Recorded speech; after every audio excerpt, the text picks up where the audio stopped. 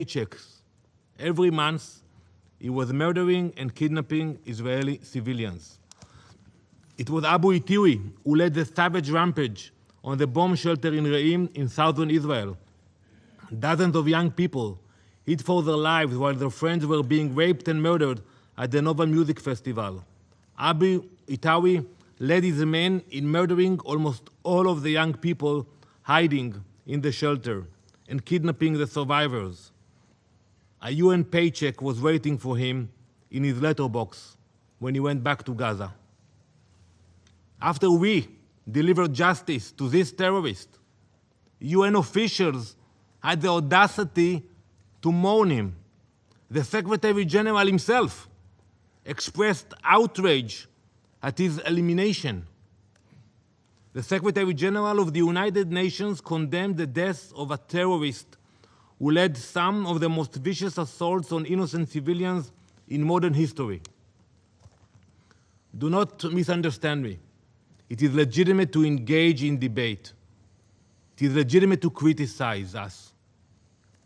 What is entirely illegitimate is to cover your eyes, to dismiss, to ignore what is clearly before you. It is not legitimate, nor it is moral, to ignore the indisputable fact that UNRWA Gaza has become a front for Hamas. Yet, that is exactly what the Secretary General is doing. I have often spoken in this chamber about the necessity of moral clarity. Yet the reactions from this institution and its leader to the elimination of a terrorist make it clear that clarity is lost. Look at this picture. You can see Faisal Ali Moslam El Naami in the black shirt. Here he is seen loading the lifeless body of Jonathan Samerano into his car, a grotesque trophy bound for Gaza after his terrorist comrades murdered Jonathan at Kibbutz Be'eri. An UNRWA employee, while he's being paid by the UN, is inside Israel. There is also a video showing him collecting bodies and driving them into Gaza. When you look at this horrific image, one must ask, how does kidnapping and killing civilians fit into an UNRWA employee's job description? Where in UNRWA's mandate is this justified? And do UNRWA's mandate allow it? UNRWA donors know how their funds are being used? How can any nation or official defend such a monster? How can any one of you allow him to remain involved in humanitarian efforts? These are not aid workers. These are savages who have seized UNRWA Gaza and transformed it into a Hamas chapter. These heinous criminal scandals can no longer be swept under the rug, no longer ignored. This Council, the international community, and the entire UN must accept the reality that UNRWA Gaza is beyond redemption, beyond saving, beyond reform. We must turn a new page now. While our hostages continue to be tormented by their terrorist captors in conditions we cannot begin to imagine, while UNRWA continues to provide cover for terrorists, Israel has been hard at work delivering humanitarian aid to the people of Gaza. On average, over 100 aid trucks have entered Gaza daily for weeks. Yet, as of last week, there were 700 trucks filled with aid awaiting collection inside Gaza. Their contents are rotting away in the sun. It is clear to all those unblinded by political agenda that Israel has gone above and beyond its humanitarian obligations. The problem isn't the flow of aid, it is Hamas. Hamas hijacks supplies, storing or selling them to fuel their terror machine, while Gaza's civilians are neglected. Israel remains committed to working with our partners to deliver aid to those in need. But as long as Hamas exploits these resources, true humanitarian relief cannot reach the people of Gaza. we continue our humanitarian efforts. In particular, we have dedicated significant attention and resources to coordinating medical aid and assistance. Last week, the second round of the polio vaccination campaign was completed in southern Gaza in collaboration with WHO and UNICEF. This second stage saw almost 300,000 children under the age of 10 being vaccinated, with the campaign commencing in northern Gaza in the coming days. We also continue to facilitate the transfer of patients and medical staff to other hospitals. For example, on October 24th, our forces facilitated the transfer of patients, mostly children, from the Kamal Adwan hospital to other hospitals in Gaza. And we thank our partners for their collaboration in such efforts. Colleagues, while Israel meets its humanitarian obligation in the south, fighting barbaric terrorists, we continue to drive Hezbollah from our border, as they launched relentless attacks against our civilians. Another civilian was killed last night. However, it is not only our civilians whose lives Hezbollah risks. As we operate in southern Lebanon, our forces have located and dismantled dozens of tunnel shafts and terrorist infrastructure, eliminated dozens of terrorists, and located massive amounts of weapons. In one particular discovery, a weapons store containing grenade launchers, missiles, RPGs, and other weapons were hidden inside a mosque, in the heart of a civilian neighborhood in Lebanon. These outrageous violations of Resolution 1701 and 1559, as well as basic laws of morality and decency, cannot be overstated. We have also proven time and time again the exploitation of UNIFIL positions by Hezbollah. We have presented mountains of evidence of Hezbollah, tunnels, bases, weapons, and observation posts placed within meters of UNIFIL bases. This situation cannot continue. UNIFIL neglected its reporting obligations on these flagrant violations for the past 2 decades. There must be change, and that change can only begin when we uproot Hezbollah from southern Lebanon, protecting Israeli and Lebanese civilians, along with the peacekeepers themselves. The Council must remember that the enemies we face do not care for human life. They do not care for the well-being of those they pretend to protect. They have only one aim: death and destruction. We have been under attack from 7 fronts for over a year now. We will continue to carry out all necessary operations in accordance with international law to ensure the safe and secure return of our 70,000 internal refugees. Mr. President, as we approach the 77th anniversary of the vote on the UN partition plan, some are under the impression that the UN somehow gifted Israel to the Jewish people, and that this gift must now be placed under a microscope. But make no mistake, you gifted us nothing. The land of Israel has been our homeland for over 3,000 years. That UN resolution was accepted by Israel, but was immediately rejected by the Arab states. Not only was it rejected, but it was also used as an opportunity to launch an invasion. They had every intention to wipe us from the face of the earth. Yet it was our strength, our resilience, our commitment that saved us from extermination. Today, that very same strength, resilience, and commitment empowers us once more, driving us to stand against the barbarism and evil which seeks to destroy us again. Do not forget, Israel was forged through our sacrifice, our blood, not your words. While our state is no longer an infant, we still face new and constant threats from those who desire our extinction. The international community should correct historic wrongs and support us in our efforts to defend our state and people. It must not continue to unfairly scrutinize Israel and enable the terrorists who still to this day hold our civilians hostage. To conclude, I would like to ask each of you to take a moment, not now, later today, when you go back to your residence, put yourselves in our shoes.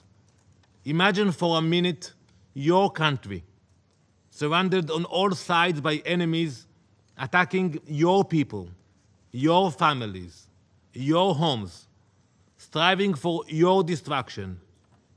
Ask yourselves frankly, what would you do? Thank you, Mr. President. Je remercie. I thank the representative of Israel for their statement. I shall now make a statement in my capacity as the Federal Counselor and Head of the Federal Department of Foreign Affairs of Switzerland. Dear colleagues, excellencies, ladies and gentlemen, violence continues to fuel violence in Israel, in Gaza, in the West Bank, and in East Jerusalem. This spiral of violence is now impacting the entire region. This dynamic of conflict has lasted for decades and unfortunately has worsened since the Hamas terror attacks against Israel on the 7th of October 2023. We are now beyond the bounds of all humanity. Since then, this Council has adopted 4 resolutions which Switzerland has endorsed. They have called for the immediate and unconditional release of hostages, for a ceasefire in Gaza, for respect for international law, for the protection of civilians, and for unfettered access for humanitarian aid. Yet, none of these resolutions has been implemented. This undermines the credibility of this Council. The Geneva Conventions and international law are regularly flouted by all state and non-state actors. This is unacceptable. More than a year after the 7th of October 2023, Hamas is still holding 97 hostages and is indiscriminately pursuing hostilities against Israel. More than a year after these acts of terror, regional escalation could not be prevented. Ladies and gentlemen, dear colleagues, to call time and time again on the parties in the conflict to respect and to implement this Council's decisions is an exercise which is becoming meaningless. This is a genuine tragedy given the growing need to implement our decisions. To launch such appeals does not mean much if all of us, those of us in this room and those on the battlefield, are not living up to our responsibilities. That is a responsibility we bear as signatories to the Geneva Convention. We need strong determination by all high contracting parties to ensure greater humanity in the war. On the 18th of September, Switzerland welcomed the UN General Assembly decision to organize in Geneva a conference of the high contracting parties for the implementation of the 4th Geneva Convention on the protection of civilians in occupied Palestinian territory, including East Jerusalem. My country is preparing to take on that task. Excellencies, distinguished ministers, ladies and gentlemen, it is time to find a way out of this conflict. The decision taken yesterday by the Israeli parliament against UNRWA is a new turning point in the conflict.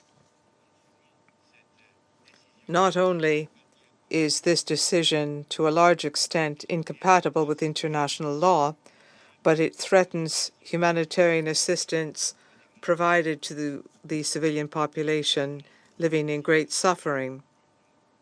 To date, UNRWA has provided that assistance. Switzerland expects Israel to shoulder its obligations pursuant to international law and pursuant to the UN Charter and international humanitarian law. My country will continue to help the civilian population in respecting our humanitarian tradition. But humanitarian assistance, ladies and gentlemen, is not the lasting solution to this conflict. I firmly believe that peace in the Near East will be ensured through political means, or it will not. The time has therefore come to accelerate efforts by countries seeking such a solution. A short, medium, and long-term ceasefire agreement, we believe, is a real possibility. Switzerland continues to believe that the political two-state solution is also possible and desired. The purpose of any political solution is to offer Israelis and Palestinians the possibility of living in peace and in security. To leave this land to violence and to destruction is not an alternative worthy of the values which we represent here in this Council, nor is it an alternative compatible with our humanity. Let us therefore work together on a political solution with the parties in the conflict, with states of the region who are committed to a two-state solution, and with members of this Council. Switzerland welcomes any initiative in this direction, and I will mention three, although there are more. Mediation by the United States, Qatar, and Egypt for the release of hostages and a ceasefire in Gaza, or the launching on the 26th of September here in New York of the Global Alliance to push for a two-state solution. Tomorrow we will be participating in the first meeting to be held in Riyadh. That is a follow-up meeting, or France's initiative for a political solution to the alarming situation in Lebanon. My country calls on all parties to the conflict to commit in good faith to negotiations and to respect their obligations under international law. Excellencies, ladies and gentlemen, we are meeting here as well to reaffirm the key role of the United Nations for peace, stability, and humanitarian aid in the region.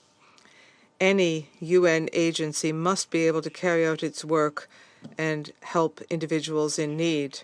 And the UN Secretary-General must be able to speak without hindrance with all parties. Any unilateral attempt to weaken his mandate will only weaken multilateralism as a whole. We created multilateralism in point of fact to guarantee peace and security in the world. This is a world in which Switzerland is prepared to play its part. Thank you for your kind attention. I resume my function as President of the Council.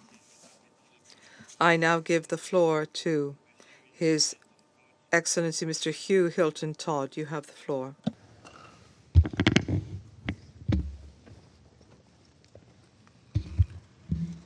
Thank you, Mr. President. I would also like to thank the Special Coordinator, Tor Westland, for his briefing. Mr. President, the war in Gaza has set several new and unacceptable bars. Among them, a rapid decline in the nutritional status of the population in Gaza, not seen anywhere else on the globe. The highest number of humanitarian workers killed in a single conflict globally. Further, more women and children have been killed in this Gaza war than in any other recent conflict in a single year.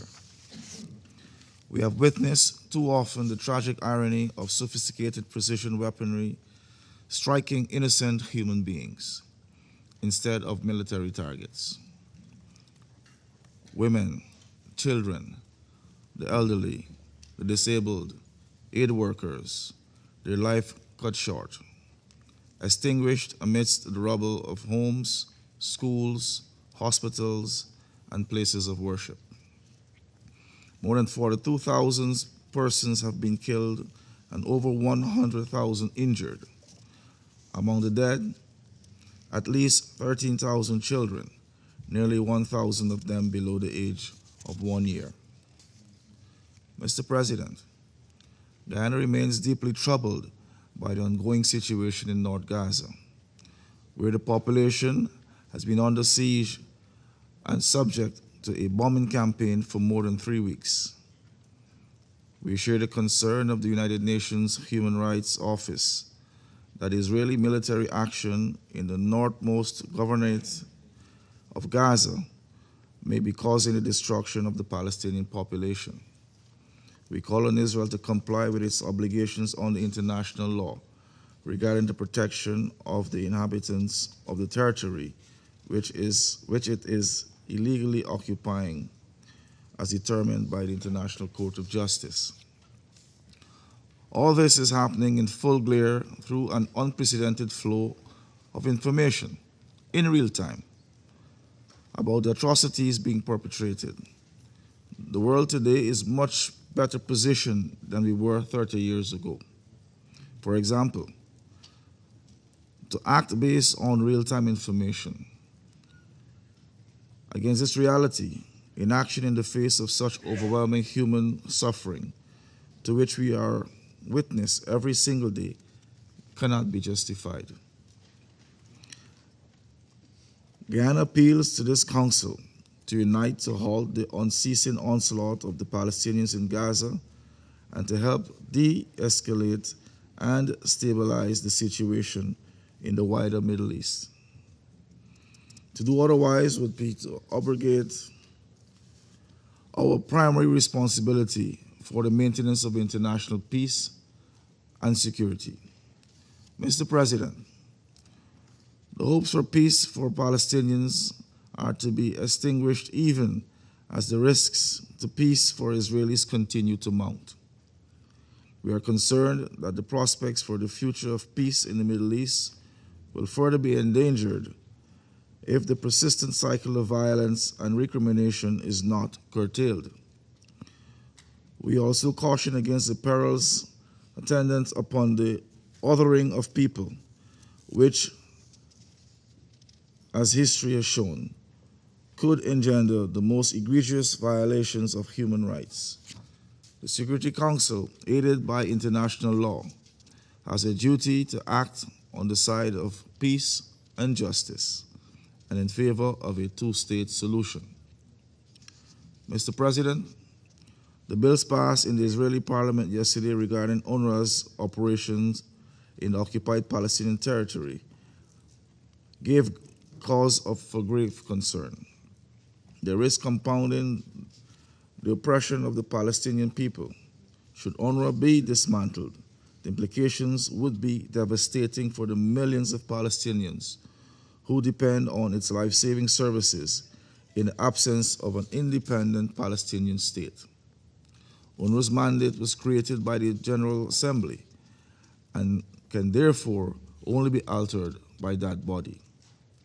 We urge careful consideration by all concerned of the implications of unilateral action in a sensitive case. Mr. President, I conclude by underscoring the following 3 points. First, achieving a ceasefire is now more urgent than ever, and the Security Council must immediately rise to the occasion. Second, it is equally urgent to secure the release of Israeli hostages in Gaza, as well as the release of Palestinian civilians, including children, who have been arbitrarily detained in Israel. Third, we must urgently address the unprecedented humanitarian situation in Gaza. Guyana is particularly disturbed about what is taking place in North Gaza, where the level of food insecurity is compromising people's immune systems, subjecting them to wasting and other intolerable forms of suffering. Children are bearing the brunt of acute malnutrition, and famine is all but confirmed.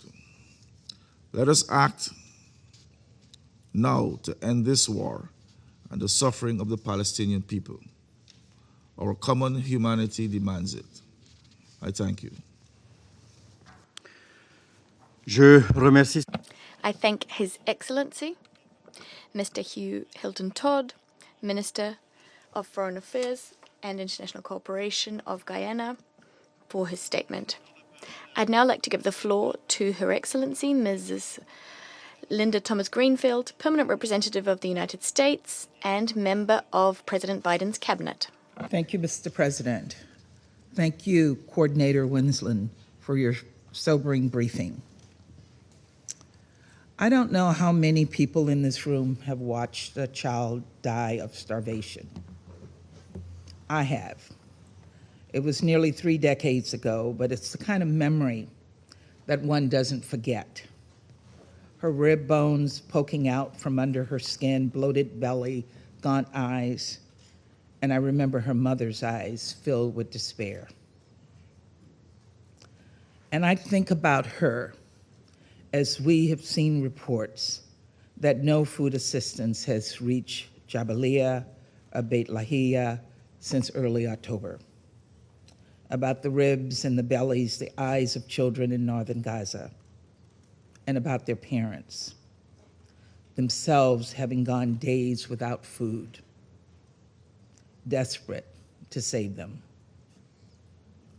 This unimaginable suffering was set in motion by Hamas on October 7th, and the United States has not been shy about criticizing this council's failure to condemn Hamas's atrocities and repeated violations of international law. Many in this council have not done as of yet. At the same time, the United States has made clear to Prime Minister Netanyahu that 1 year into this conflict, Israel must address the catastrophic humanitarian crisis in Gaza, that the United States rejects any Israeli efforts to starve Palestinians in Jabalia or anywhere else, and that Israel's words must be matched by action on the ground. Right now, that is not happening. This must change immediately.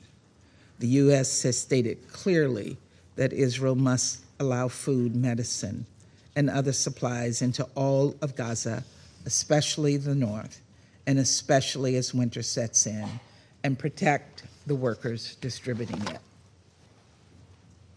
In this regard, I reiterate our deep concerns about legislation adopted by the Knesset regarding UNRWA. There's no denying the fact some UNRWA personnel were involved in the October 7 attacks. This council heard directly from families of hostages taken into Gaza by UNRWA staff, as we just heard from the Israeli ambassador. UNRWA itself has confirmed that there were some Hamas members found among its personnel.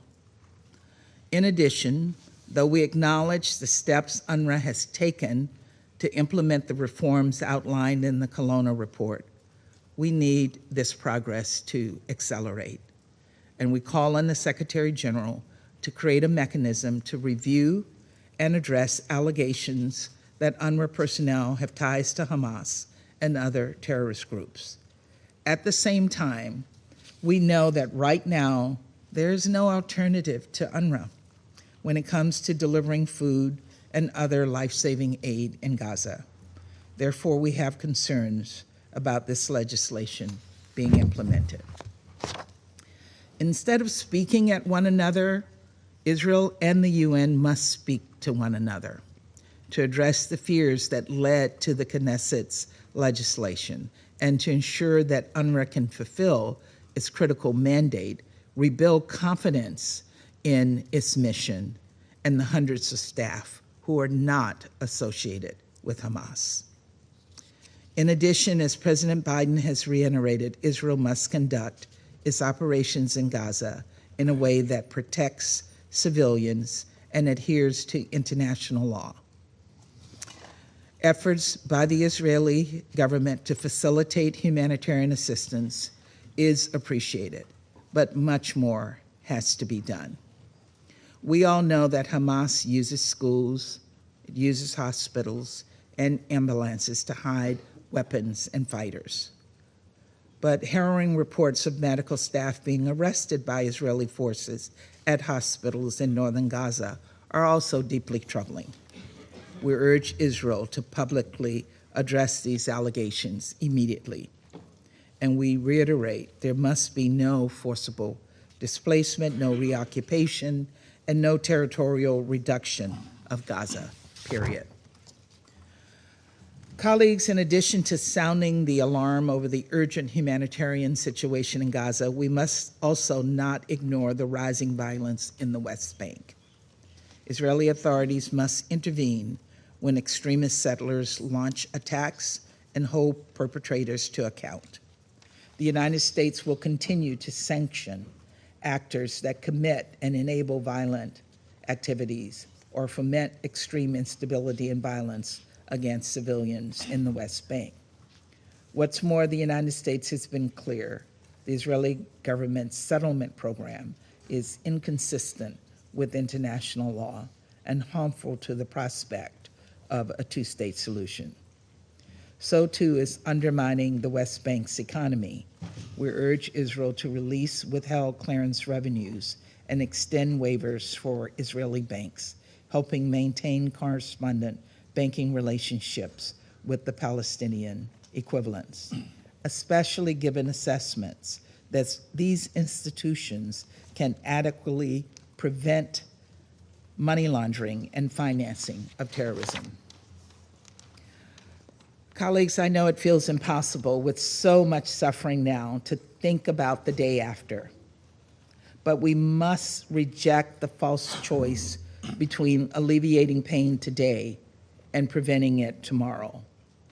The elimination of Sinwar, along with much of Hamas's senior leadership and terrorist infrastructure, presents an opportunity for the parties to re-engage and, most importantly, finalize a ceasefire deal with hostage release consistent with Resolution 2735, to begin taking steps to achieve a day after in Gaza without Hamas in power, terrorizing Israelis and Palestinians alike, and to work toward a political settlement that provides a better future for Israelis and Palestinians.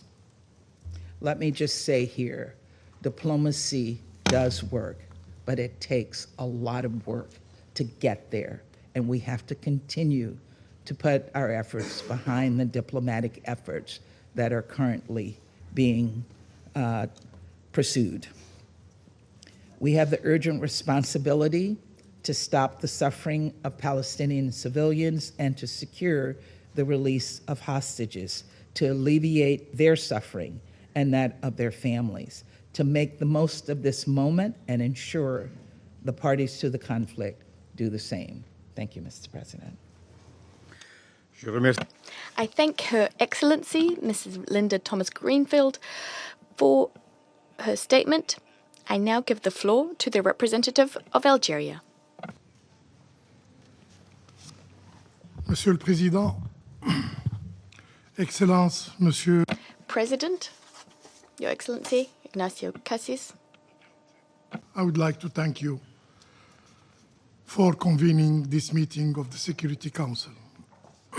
And we extend our sincere thanks to Mr. Wensland for his briefing.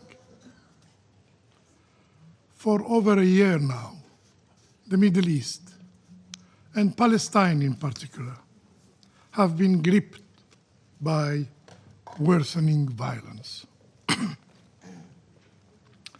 The brutal Israeli aggression escalates daily, spilling over into Lebanon, into Syria, and beyond. A real threat to regional stability, as well as international peace and security. We witness entire communities facing death, starvation, and outbreaks. Land desecrated, and international law rendered meaningless. Indeed, the framework our predecessors built after World War II is crumbling before our eyes, unable to stand against an Israeli power shielded from accountability and enjoying total impunity. Today, unfortunately, we live in a world where might overwhelms right.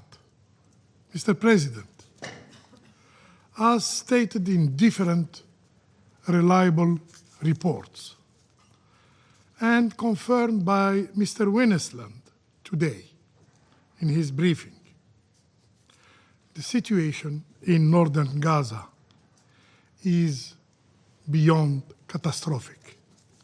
Just yesterday,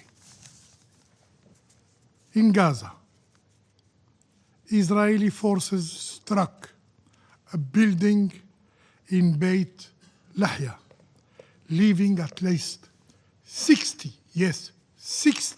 Palestinians killed, including at least 25 children. To grasp the unprecedented level of destruction in Gaza, one only needs to look at the New York Times today. It's hard to find in Gaza a single building that remains undamaged.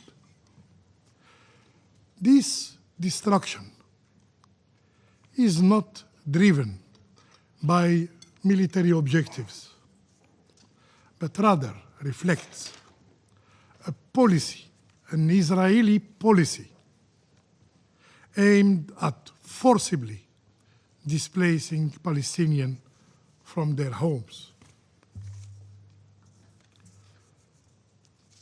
As one UNRWA staff member described, people in northern Gaza are waiting for death. They are feeling abandoned, hopeless, and alone. For 3 weeks now, relentless bombing have denied even UN staff access to food and medical care. And the healthcare system in Gaza is on the brink of collapse. Kamal Adwan Hospital, who suffered several bombardments, is barely functioning, with no more blood unit, no shroud, and no basic medical supplies. As the hospital director said, we were expecting humanitarian aid to arrive, as promised by the international community, as promised by the Security Council. What we had? Only Israeli tanks came instead. Amid this crisis, polio vaccination campaign is halted now, leaving children unprotected. Furthermore, in the south of Gaza, conditions are not even better. Worse still, the situation is rapidly deteriorating as the Israeli occupation weaponizes starvation against civilians, especially children, by denying them essential food. According to verified figures, during last year,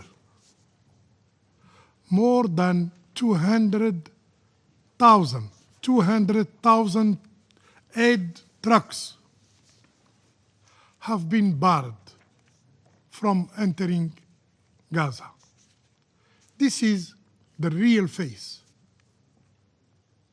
of an Israeli occupation that threats Palestinians as less than human beings. Mr. President, UNRWA, the lifeline of hundreds of thousands of Palestinians, faces relentless attacks by the occupying power. 231 staff members of UNRWA have been killed. 190 premises of UNRWA were bombarded by the Israeli army. And now, the operation of UNRWA are at risk of being completely halted. Just yesterday, the Israeli authorities adopted 2 bills aiming at halting UNRWA activities in the occupied Palestinian authorities territory. Algeria firmly condemns this decision and recall that UNRWA operates under a mandate from the General Assembly of the United Nations, warranting our collective defense and support. And UNRWA is irreplaceable, and UNRWA is indispensable. It must continue to serve as a lifeline for Palestinian refugees until a just and political solution is achieved, establishing an independent Palestinian state. Mr. President,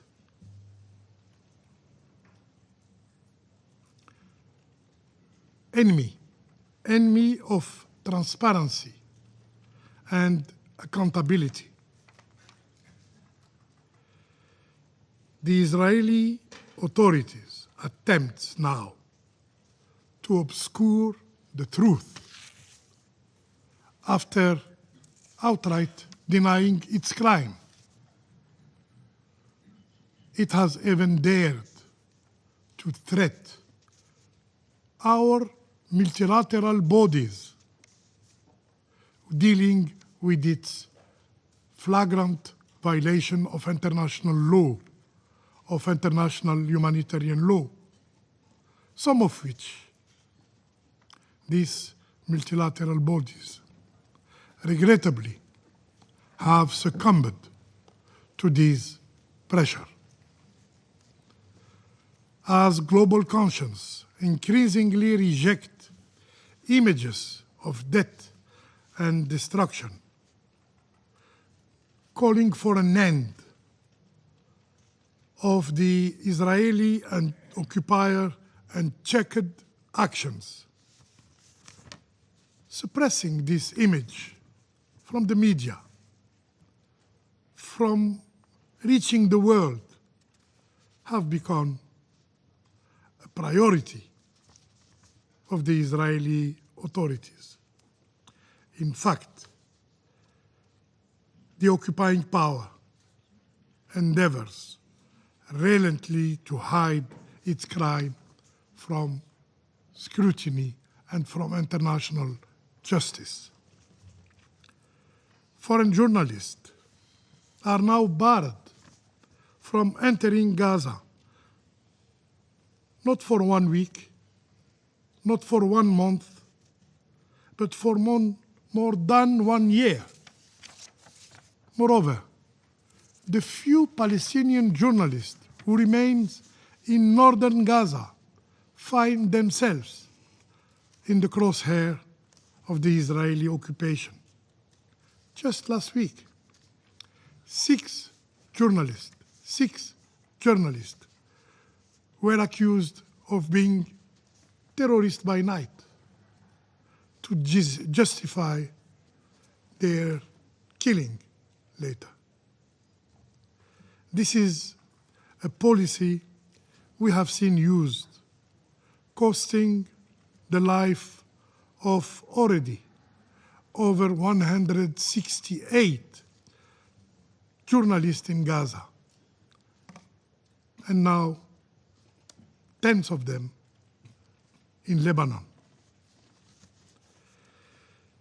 This cruel reality was exposed by the UN Special Rapporteur on freedom of opinion and expression, who have said, and I quote, "Targeting journalists is a strategy by Israeli authorities to obstruct the documentation of crimes," end of quote. Yet, the truth cannot be erased. It lies, breaks through, clear for all to see. But, where are the voices of those who once claimed being champions of freedom of speech, of freedom of information? Why this silence in the face of such blatant transgressions? Mr. President, unfortunately, our recent deliberations have reduced Palestinian nightmare, Palestinian suffering, into a mere count of aid trucks. However,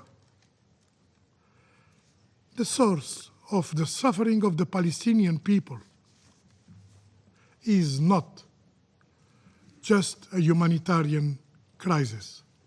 It is a political crisis rooted in decades of occupation, decades of oppression, dating back to the Nakba. In this regard, the international community failure to uphold their inalienable right has deepened the strategy, the tragedy. The core issue in the Middle East is the occupation, is the oppression. Only by addressing this root cause, we can hope for just and lasting peace in the Middle East. Let's work together to impose, yes, to impose an immediate and unconditional ceasefire in Gaza, in Lebanon, and to launch a genuine peace process that bring an end to the occupation of Arab land. I thank you. I thank the representative of Algeria for his statement. I now give the floor to the representative of the Republic of Korea. Thank you, Mr. President. I would also like to thank Special Coordinator Tor Wensland for his briefing. Since the horrendous terrorist attacks by Hamas on October 7th of last year, the international community has been witnessing unprecedented humanitarian catastrophe and challenges to the regional order. Violations of international law are happening each and every day. Civilians and civilian infrastructure, including hospitals and schools, are being targeted. Israeli hostages are still held in Gaza. The delivery of humanitarian aid is not ensured as hunger surges. Relentless expansion of settlements in the West Bank, along with worsening violence and impunity, are slicing up Palestinian land and threatening the viability of the two-state solution. This organization, UN per se, is under severe attack. UNIFIL in Lebanon is subject to repeated attacks. Israeli acts that constitute violations of international humanitarian law. UNRWA is confronted with existential challenges and has seen 233 of its humanitarian workers killed in Gaza in the last year. Mr. President, international humanitarian law must be observed at all times. The Republic of Korea expresses its grave concern once again over escalatory Israeli attacks, killing and wounding innocent civilians. Particularly, we are disturbed by attacks on civilians in besieged northern Gaza. As aid is blocked, polio vaccination is delayed, and hungry families are being forced to flee south at gunpoint. The Republic of Korea also condemns the use of civilians and civilian infrastructure for military purposes by both Hamas and the IDF.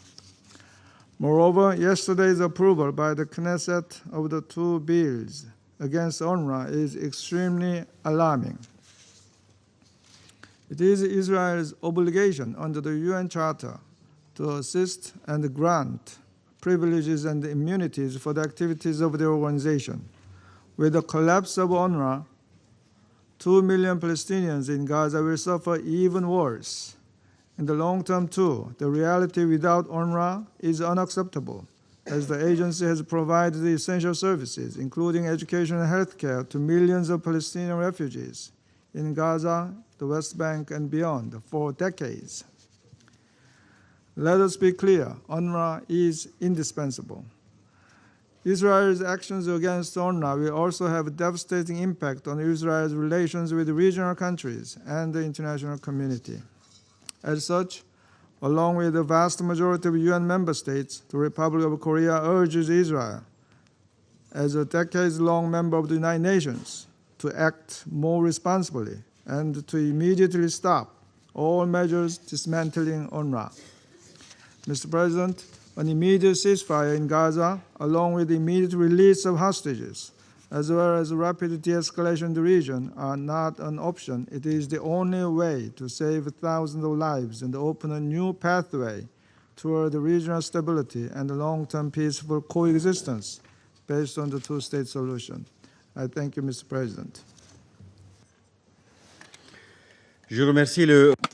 I thank the representative of the Republic of Korea, and I now give the floor to the representative of the Russian Federation. Minister, we welcome your participation in the quarterly Security Council debate on the situation in the Middle East, including the Palestinian question. We'd like to thank the Special Coordinator on the Middle Eastern Peace Process, Mr. Tor Wennesland, for his overview and assessment of the situation in the Middle East in the context of the unprecedented uptick in pan-regional confrontation and violence, at the center of which lay and lies the most long-standing of the regional conflicts, the Israeli-Palestinian one. Over a year ago, in the Gaza Strip, the flames of war blazed with renewed intensity. The war is already the bloodiest in the long line of Arab-Israeli wars. The number of people killed, wounded, and missing is now over 150,000, and it continues to rise unabated. Most of the victims are peaceable civilians in Gaza, among which, in fact, the majority of which are women, children, and older persons. Day in, day out, in the north of Gaza, there are reports of airstrikes on IDP and refugee camps. Owing to the latest IDP attack on Beit Lahia on the 26th of October, over 49 people died, over 80 were wounded.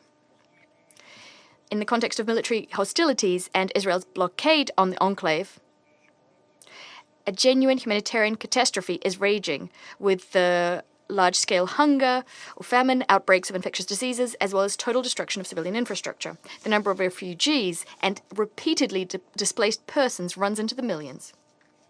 The dire situation persists in the West Bank, including East Jerusalem. There are military raids by the Israeli army and clashes between locals and settlers, which are continuing. The number of detained Palestinians in the West Bank, starting from the 7th of October, has now exceeded 11,000 people. According to the president of the ICRC, Mejanis Polyanic, the Israeli military operation has completely changed the very nature of the conflict towards dehumanization and the stripping of the peaceable civilians of their human dignity. A hallmark of the crisis are direct threats and the use of force by Israel against the UN and its specialized agencies. During the year since the military operation began in the Strip, over 310 humanitarian workers were killed, including 231 UNRWA staff. This is the largest loss in the history of the United Nations. The agency itself, since it was founded in 1941, has been a unique body protecting the rights of and assisting Palestinians in the occupied Palestinian territory, the OPT, and in neighboring Arab countries. It is the backbone of the UN's humanitarian dimension in the region. A UN agency which has for decades was the main supplier of life-saving aid to Palestinians, not only in the Gaza Strip and in the West Bank, but also in Lebanon, Jordan, and Syria. Today, UNRWA is on the brink of being completely dismantled, as yesterday the Knesset adopted bills banning UNRWA's work and revoking all of its staff's immunities. Since the active phase of Israel's campaign against UNRWA began, we've said on many occasions that the stoppage of its work would have the most corrosive of consequences for the region and for the entire UN system. It sets a serious precedent which undermines the foundations of the international multilateral system of cooperation. Before our very eyes, we're seeing a violation of the UN Charter, relevant UNGA resolutions, and the UN Convention on Privileges and Immunities. Israel has, in fact, single-handedly decided to cancel this specialized UN agency, which is not to its liking. On top of that, the precipitously deteriorating situation in the OPT and the financial crisis prompted by the US's refusal to provide funding to UNRWA, yesterday's decision taken in the Knesset risks definitively dismantling the agency and its work, something Israel has been seeking for decades. We support the Secretary General's statement according to which UNRWA is irreplaceable and that there is no alternative to it. Today, when in the Gaza Strip we're seeing horrific events take place, when Gazans are being shorn of the last lifeline they have, we all know the answer to the question, can the Israeli authorities take responsibility for providing aid to Palestinians in need? And do they want to? We know the answer. Over the last few weeks, we're seeing more and more comments from UN representatives about the fact that they have no plan B if UNRWA is forced to liquidate, to dismantle. Well, the likelihood that these laws won't be implemented are almost nil. Further actions can be called something else, not just Plan B. Yet continuing to support Gazans no matter what, protecting 13,000 UNRWA staff in the Gaza Strip is something the international community is duty-bound to do. Israel's attempts to wind down UNRWA in the OPT is at odds with Israel's obligations as the occupying power, as well as the undertakings it accepted when it acceded to the UN, including the implementation of UNGA Resolution 194 about the rights of Palestine refugees to return and compensation. Mr. President, as we've said on many occasions, last year's attacks by Hamas have no justification, nor can there be any justification for them. We condemn them and continue to do so. Having said that, there is no justification for what followed. Collective punishment we meted out on millions of peaceable Palestinians. And yet Israel didn't stop there. Today, with the silent endorsement of Washington, it continues to fuel full-scale regional confrontation. The spiral of violence has moved far beyond the confines of the OPT, destabilizing the situation in the Mediterranean and Red Seas. Since the end of September, West Jerusalem opened up a second front in Lebanon, announcing an offensive operation called Northern Arrows. The stated objective is undermining the military infrastructure of Hezbollah. We're getting many reports about civilians dying in mass, indiscriminate strikes on residential, densely populated neighborhoods in Beirut and other Lebanese cities. These are being conducted by the IDF. Among the dead and wounded are civilians and, of course, many journalists and media workers. In the night between the 24th and 25th of October, the Israeli Air Force conducted a raid on the residential area of Hasbaya in southern Lebanon. As a result, 2 workers of Al Mayadeen TV station and Al Mana TV station operator died. Recently, Israelis attacked the offices of Al Mayadeen in Beirut. Losses among civilians and journalists are equated with civilians, are seen by West Jerusalem as collateral damage. Against this backdrop, we'd like to remind you that in southern Lebanon alone, according to preliminary figures, the number of journalists killed in last year runs into tens and dozens. Starting since the military operation in the Gaza Strip, roughly 140 media workers died in the line of duty. We cannot but conclude the fact that hunting journalists who are undermining West Jerusalem's monopoly over information about what's happening is something that Israel is doing deliberately. Given Israel's invasion of Lebanon, UNIFIL also came under attack. UNIFIL was deployed at the official behest of Beirut in accordance with Security Council decisions. The latest decision, UN Security Council Resolution 2749, was adopted unanimously in August of this year. Despite this fact, between the 10th and 17th of October 2024 alone, IDF attacked the Blue Helmet positions several times, including using tanks and weapons containing toxic substances. As a result, at least 20 people were hurt. We therefore share the assessments given by the UN. The frequency and the nature of such attacks attest to the fact that Israel is willfully trying to create threats to the life and security of peacekeepers, so as to force these peacekeepers to leave. Having said that, the Israeli leadership are demanding that peacekeepers exit, ignoring the fact that such a decision can only be taken by the Security Council, which determines the mandate and the modalities of UNIFIL's work, as well as by the Lebanese government as the host country hosting peacekeepers on its territory. Mr. President, the ongoing crisis in the OPT and in Lebanon has been a catalyst for a sharp flare-up in the widening confrontation on the brink of which now stand Jordan, Egypt, Iraq, Syria, and Yemen. The US-Israeli tandem is trying very hard to drag Iran into this confrontation as well. The catastrophic consequences of such a scenario, catastrophic for the stability and security of the region at large, were discussed in detail yesterday in this chamber. We've said on many occasions that the root causes of repeated flashes of violence are the following. The fact that the Palestinian-Israeli conflict hasn't been settled as per UN Security Council and GA decisions. Since the very beginning, this unprecedented crisis, member states of the GA and the Security Council adopted several resolutions to de-escalate the violence in Gaza. Yet, all of these decisions remain dead letter to date. It's an open secret that to this day, these decisions cannot be implemented due to the position of just one state, the US. The US is not only providing international diplomatic cover to Israel, it's also dutifully supplying Israel with weapons and intelligence. In parallel, Washington is paralyzing the work of the Council, not letting any decisions that would limit its Middle Eastern allies' free hand in any way. They're not letting such decisions pass. Instead, our US colleagues are imposing on Security Council members their own ideas. which have not garnered support not even of the Israelis, although they're supposed to serve the Israelis' interests first and foremost. I'm referring to the so-called Biden plan for Gaza, which didn't work, as well as the initiative to introduce a ceasefire in Lebanon, which was rejected out of hand by Prime Minister Benjamin Netanyahu. Our US colleagues must stop sabotaging new initiatives in the Council.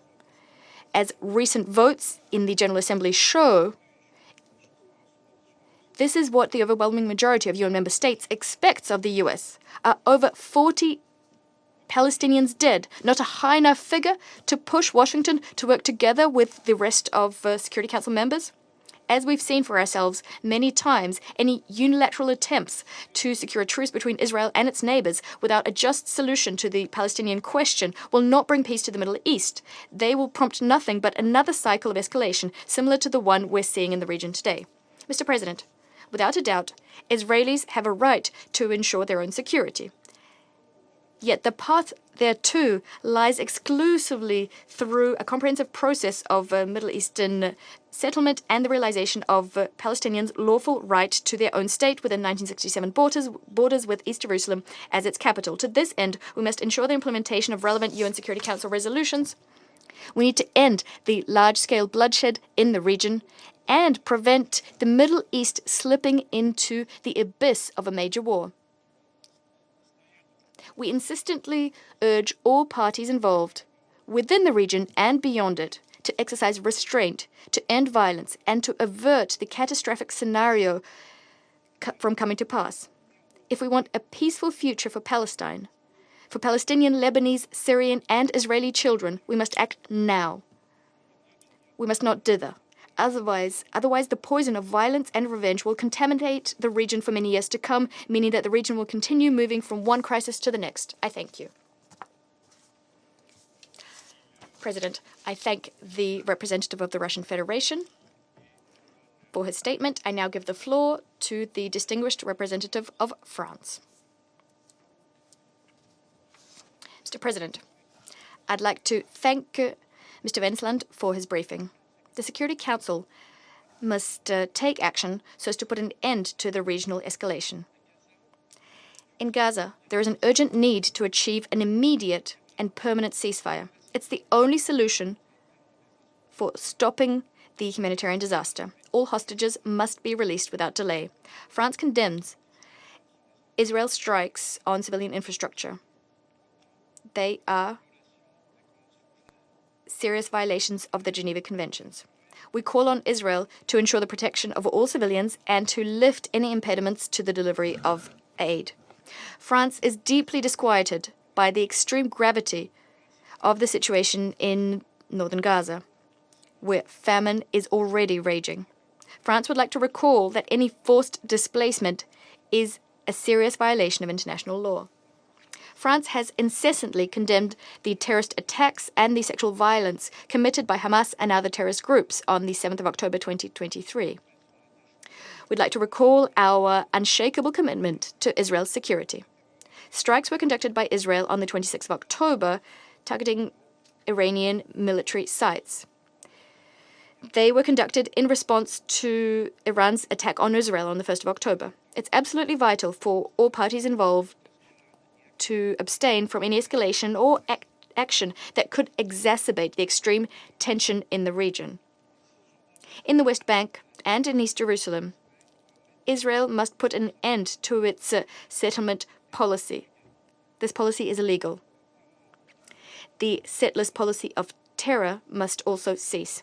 France condemns violations of the historic status quo at the holy sites in East Jerusalem, as well as provocations and unilateral measures in the West Bank.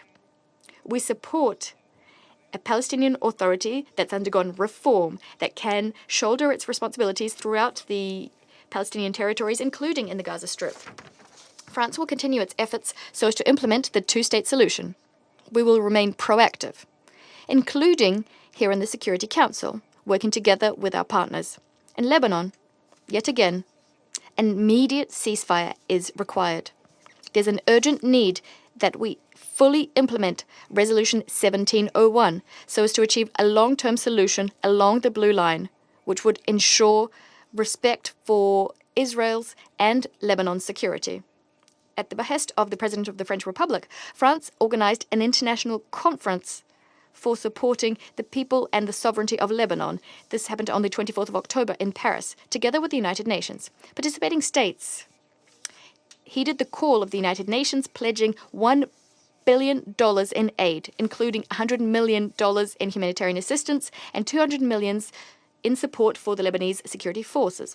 France is committed to mobilizing 100 million euros and deploying 100 tons of humanitarian cargo. Mr. President, UNRWA is facing existential risks following yesterday's adoption by the Knesset of 2 laws. France calls on Israel not to criminalize the activities of UNRWA and to respect its international obligations vis-à-vis UNRWA and the United Nations. We'd like to reaffirm our support to UNRWA. I thank you. I thank the representative of France for his statement. I now give the floor to the representative of Japan. Thank you, Mr. President. I welcome your convening this important session of the Security Council. I thank Special Coordinator Westland for his sobering briefing. One destructive year has passed. Japan renewed its unequivocal and strong condemnation of the heinous terror attacks and hostage-taking by Hamas and others on October 7th last year. Since then, the Gaza's agony has been deepening. Tens of thousands of civilians have been killed and injured, and the population, including the hostages, are enduring unimaginable horrors. The longer the conflict in Gaza, the more innocent civilians victimized, the more hostages suffering and their lives in danger, the worse the humanitarian situation and the greater risks of the conflict spreading to the wider region. Therefore, Japan once again strongly demands the immediate ceasefire in Gaza and the release of all remaining hostages. We support Resolution 2735 and remain hopeful that the tireless diplomacy of the US, Egypt, and Qatar would achieve a breakthrough soon. In the meantime, we must save the most vulnerable, particularly those in northern Gaza who are facing siege, bombardment, evacuation orders, and starvation. The delay in the polio vaccine campaign in the north is also deeply worrying. Moreover, Japan is gravely concerned about the Knesset bills adopted yesterday, severely restricting the operation of UNRWA, an agency indispensable for sustaining the lives of the citizens and Palestinian citizens and refugees. Any further humanitarian tragedies cannot be tolerated, and preventing them is the responsibility of the UN members. While we need to watch the reform of UNRWA, maintaining the function of UNRWA is a part of this responsibility. Mr. President, beyond Gaza, the situation in the West Bank remains serious. We call on the Israeli government to fully freeze settlement activities and take appropriate measures to prevent continued extremist settler violence. A revitalized Palestinian Authority is critical to restoring peace and stability for both Israel and Palestine. Thus, we, international community, should assist in reforming the PA, both politically and financially. For decades, Japan has provided the necessary assistance to the PA. What we have offered is not just resources or projects, but the hope for a peaceful future. We remain steadfastly committed to this end. Mr. President, Japan is deeply concerned about the exchanges of attacks among regional actors, including the latest attack by Israel against Iranian military facilities, and strongly condemns any action that escalates already volatile situation. All parties should exercise maximum restraint. In Lebanon, fighting between the IDA and Hezbollah continues, affecting civilians on both sides of the Blue Line. More than 2,000 people have been killed since last year. Over 1 million people have been forced to flee their homes. Many have crossed into Syria. The crisis is spreading. To prevent further escalation, we reiterate our call for an immediate ceasefire between Israel and Hezbollah and urge all parties to make sincere efforts for diplomatic settlement. Significantly increasing the flow of humanitarian assistance is vital in addressing the needs of the people in Lebanon who are suffering at this very moment.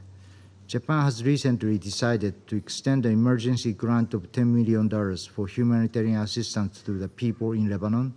Today, we also decided to provide an additional $10 million in response to the humanitarian situation in Syria, which has witnessed the influx of the displaced people from Lebanon. Mr. President, finally, Japan reiterates that only a two-state solution can finally resolve this conflict. Peace cannot be achieved through belligerency, but only through diplomacy. I thank you, Mr. President. Je remercie. I thank the representative of Japan for his statement, and I now give the floor to the representative of the United Kingdom. President. And I'd like to thank Special Coordinator Wennesland for his briefing today. President, the death of Hamas leader who had the blood of innocent Israelis and Palestinians on his hand must be a turning point in this dreadful conflict, which has now claimed over 43,000 lives in Gaza. This is the time to urgently seize a ceasefire in Gaza and the immediate and unconditional release of all hostages who has suffered in inhumane conditions for over a year. The humanitarian situation in Gaza is horrific. Acute malnutrition is now a reality for many. This month, the least aid has entered Gaza since the beginning of the conflict, and the situation in northern Gaza is especially alarming. Gazans have been asked to evacuate the north in their hundreds of thousands, but there is nowhere safe to go. In recent weeks, just as we have seen throughout the conflict, Israeli strikes have hit designated humanitarian zones. On Thursday, we saw again profoundly distressing scenes after an Israeli strike on Al-Shuhada, a school-turned-shelter in Nuseirat refugee camp, which killed at least 17 people, including 9 children. We remain very concerned, too, about the severe impacts of these strikes on civilian infrastructure, including healthcare facilities, which face critical shortages in medical supplies, food, and water. Israel must comply fully with international humanitarian law. As my Prime Minister has said, the world will not tolerate any more excuses from Israel on humanitarian assistance. There is no justification for denying civilians access to essential supplies. The government of Israel must do more to protect civilians, civilian infrastructure, and allow aid to be delivered safely and at scale. Related to this, reports that UN agencies have had to postpone the rollout of the polio vaccine campaign in northern Gaza are deeply disturbing. Israeli authorities must allow aid workers to carry out this work safely and securely. We also unequivocally reject attempts to undermine or degrade UNRWA, which is the backbone of the humanitarian response in Gaza and a lifeline for hundreds of thousands of civilians there and in the wider region. The allegations against UNRWA staff earlier this year were fully investigated. There is no justification for cutting off ties with UNRWA. Israel must abide by its obligations and ensure UNRWA can continue its life-saving work. President, We reiterate that northern Gaza must not be cut off from the south. Palestinian civilians, including those evacuated from northern Gaza, must be permitted to return. There must be no forcible transfer of Gazans from or within Gaza, nor any reduction in the territory of the Gaza Strip. Civilians must be protected. In the West Bank, the level of illegal settlement expansion and settler violence is unprecedented. Israel must take action now to address this. President, a sustainable solution to this crisis cannot and will not be achieved through unilateral action. The international community and this Council have been clear and unified in our commitment to the two-state solution, which is the only viable path to a long-term peaceful solution.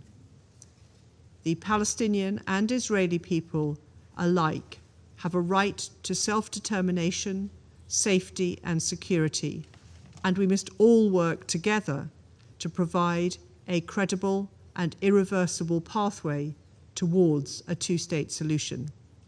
I thank you. Je remercie la représentante. I thank the representative of the United Kingdom, and I now give the floor to the representative of Slovenia. Thank you, Mr. President.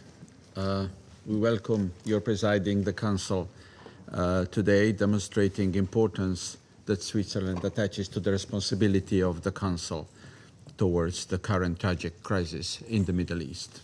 I also want to thank Special Coordinator Wennesland for his commitment and for his briefing today.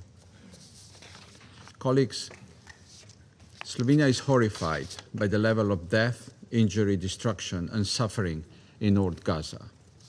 We are shocked watching the most devastating bombardment of civilian population and civilian infrastructure since the Second World War.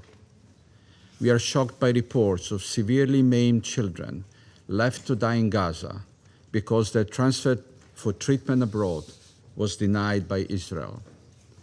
We are shocked by information on health workers being detained and others being prevented from saving people's lives. Shocked by the fact that everything is lacking: food, life-saving healthcare, shelter. But first and foremost, we are shocked by the lack of humanity. We remind that collective punishment and starvation is prohibited as a method of warfare. We reject forced displacement.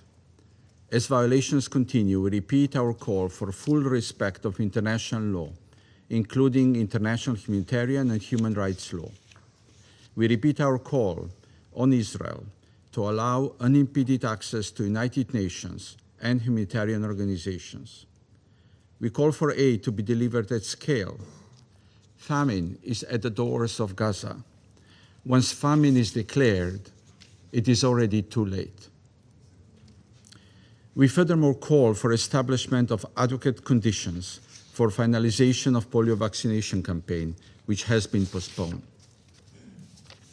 Instead of steps taken to alleviate human suffering, it seems steps are taken to augment it. We denounce the passing of legislation of UNRWA in Knesset. If implemented, it would have severe impact on the work of UNRWA in Gaza, the West Bank, Lebanon, and potentially in the region. UNRWA is the backbone of humanitarian response in Gaza and a lifeline for Palestinian refugees. This has been reaffirmed in shared commitments on UNRWA, which has garnered support of 123 signatories, including all members of the Security Council. Full implications of the laws are yet to be analyzed. However, their implementation would, in our view, constitute a direct breach of Israel's obligations under international law and UN Charter.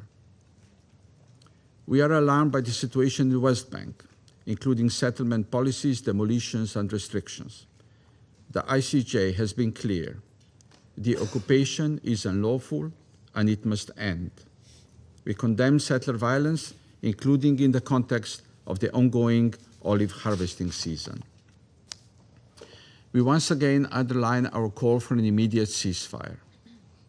As suffering is deepening, it is more essential than ever to take immediate steps towards ceasefire and release of hostages. We welcome efforts of our partners to achieve a diplomatic solution. This includes short-term arrangements which could contribute to alleviating suffering of people in Gaza. These must be complemented by serious and irreversible steps to achieving a long-term solution, which can only be in the form of the two-state solution. Mr. President, just as Palestinian and Israeli people in Lebanon deserve peace. We urge Israel to hold its military operation. Escalation of conflicts cannot bring peace and security to peoples and states in the region. We are appalled by the deepening humanitarian crisis in Lebanon, including through impact of airstrikes and the mass displacement. We condemn the attacks on UNIFIL and underline the need to ensure and respect safety and security of UN peacekeepers. We welcome the holding of international conference in support of Lebanon's people and sovereignty in Paris. Swift and full implementation of Resolution 1701 is essential. Colleagues, as the situation is becoming more extreme, our opposition to violations of international law must become stronger. Silence is assent. Therefore, we cannot allow ourselves to accept a numbing effect of the scale of violation. We also cannot allow ourselves to be disillusioned by lack of action in this Council. This Council could do and should do more. The war must end. Thank you. Je remercie. I thank the representative of Slovenia for his statement. I now give the floor to the representative of Malta. Thank you, President. I begin by thanking you for chairing this quarterly open debate on the situation in the Middle East. I also thank Special Coordinator Wennesland for his sobering briefing. Malta remains gravely concerned about the war in Gaza, the worsening situation in the West Bank and East Jerusalem, as well as the spreading of the conflict into Lebanon and the wider regional implications of these prolonged conflicts. While our commitment to secure a stable, peaceful Middle East remains unshaken, the unabating attacks and violence, coupled by this Council's inability to act or implement its resolutions, are deeply worrying. An immediate and unconditional ceasefire must be established. The images and scenes coming out of Gaza depict a horrific situation. Across the entire Strip, unprecedented threats to civilians are rampant. The humanitarian situation has long become catastrophic. Weeks of relentless Israeli shelling and hostilities in the north, including on schools, hospitals, places of worship, and displacement camps, have caused mass casualty incidents. Countless civilians, especially women and children, continue to suffer forced and repeated displacement. The cut-off of humanitarian aid is further compounding this situation. The UN and its implementing partners continue to face severe and unlawful obstructions by Israeli authorities in delivering critical aid to North Gaza. Most aid convoys are denied access on a daily basis. WFP has warned that the threat of famine is growing. Immediate and sustained humanitarian access across the Gaza Strip is desperately needed. We unequivocally condemn all actions that target civilians and civilian infrastructure.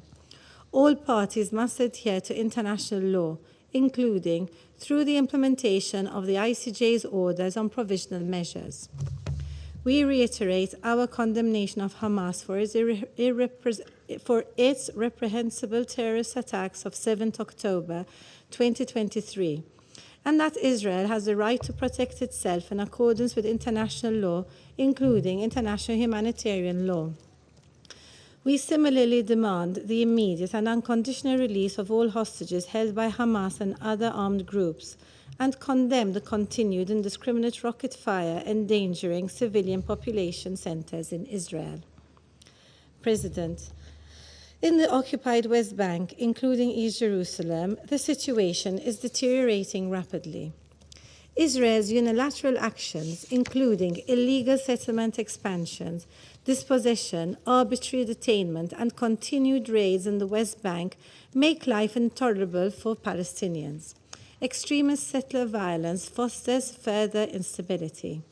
Furthermore, the status quo must be maintained and threats to the holy sites must cease. We recall the ICJ's advisory opinion of 19th July, which stated that Israel's presence in the occupied Palestinian territory is unlawful and must end as soon as possible. Malta is deeply concerned with the steps taken by the Israeli Knesset yesterday to abrogate UNRWA's ability to function in the OPT. These actions are contrary to international law, further entrench the occupation, have immediate devastating implications for millions of Palestinians, and broad regional consequences. UNRWA is a stabilizing force in the region and an irreplaceable actor for Palestinian refugees. We call on Israel to rescind this legislation and ensure UNRWA's unhindered access to those in need. Equally crucial is international support for the Palestinian Authority as it pursues revitalization. President, Malta is also gravely concerned over the escalating military situation in Lebanon. We condemn the alarming toll on civilians and widespread displacement taking place. We call for an urgent cessation of hostilities across the Blue Line and demand a ceasefire rooted in Resolution 1701. Hezbollah's rocket attacks must end, and Lebanon's sovereignty and territorial integrity must be upheld.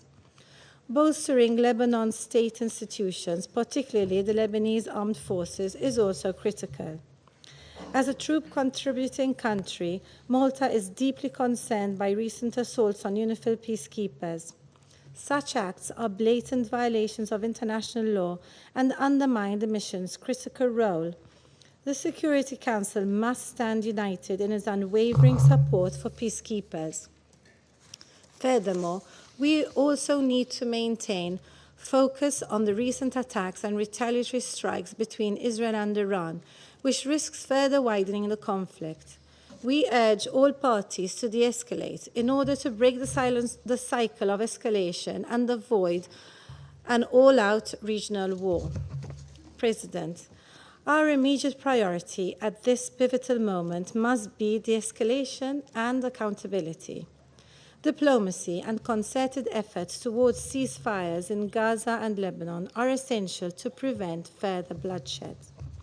Beyond the immediate crisis, our long-term objective must be the credible and irreversible realization of the two-state solution in accordance with Security Council resolutions and internationally agreed parameters. This is the only path that will ensure lasting peace and security for Palestinians and Israelis and the entire region.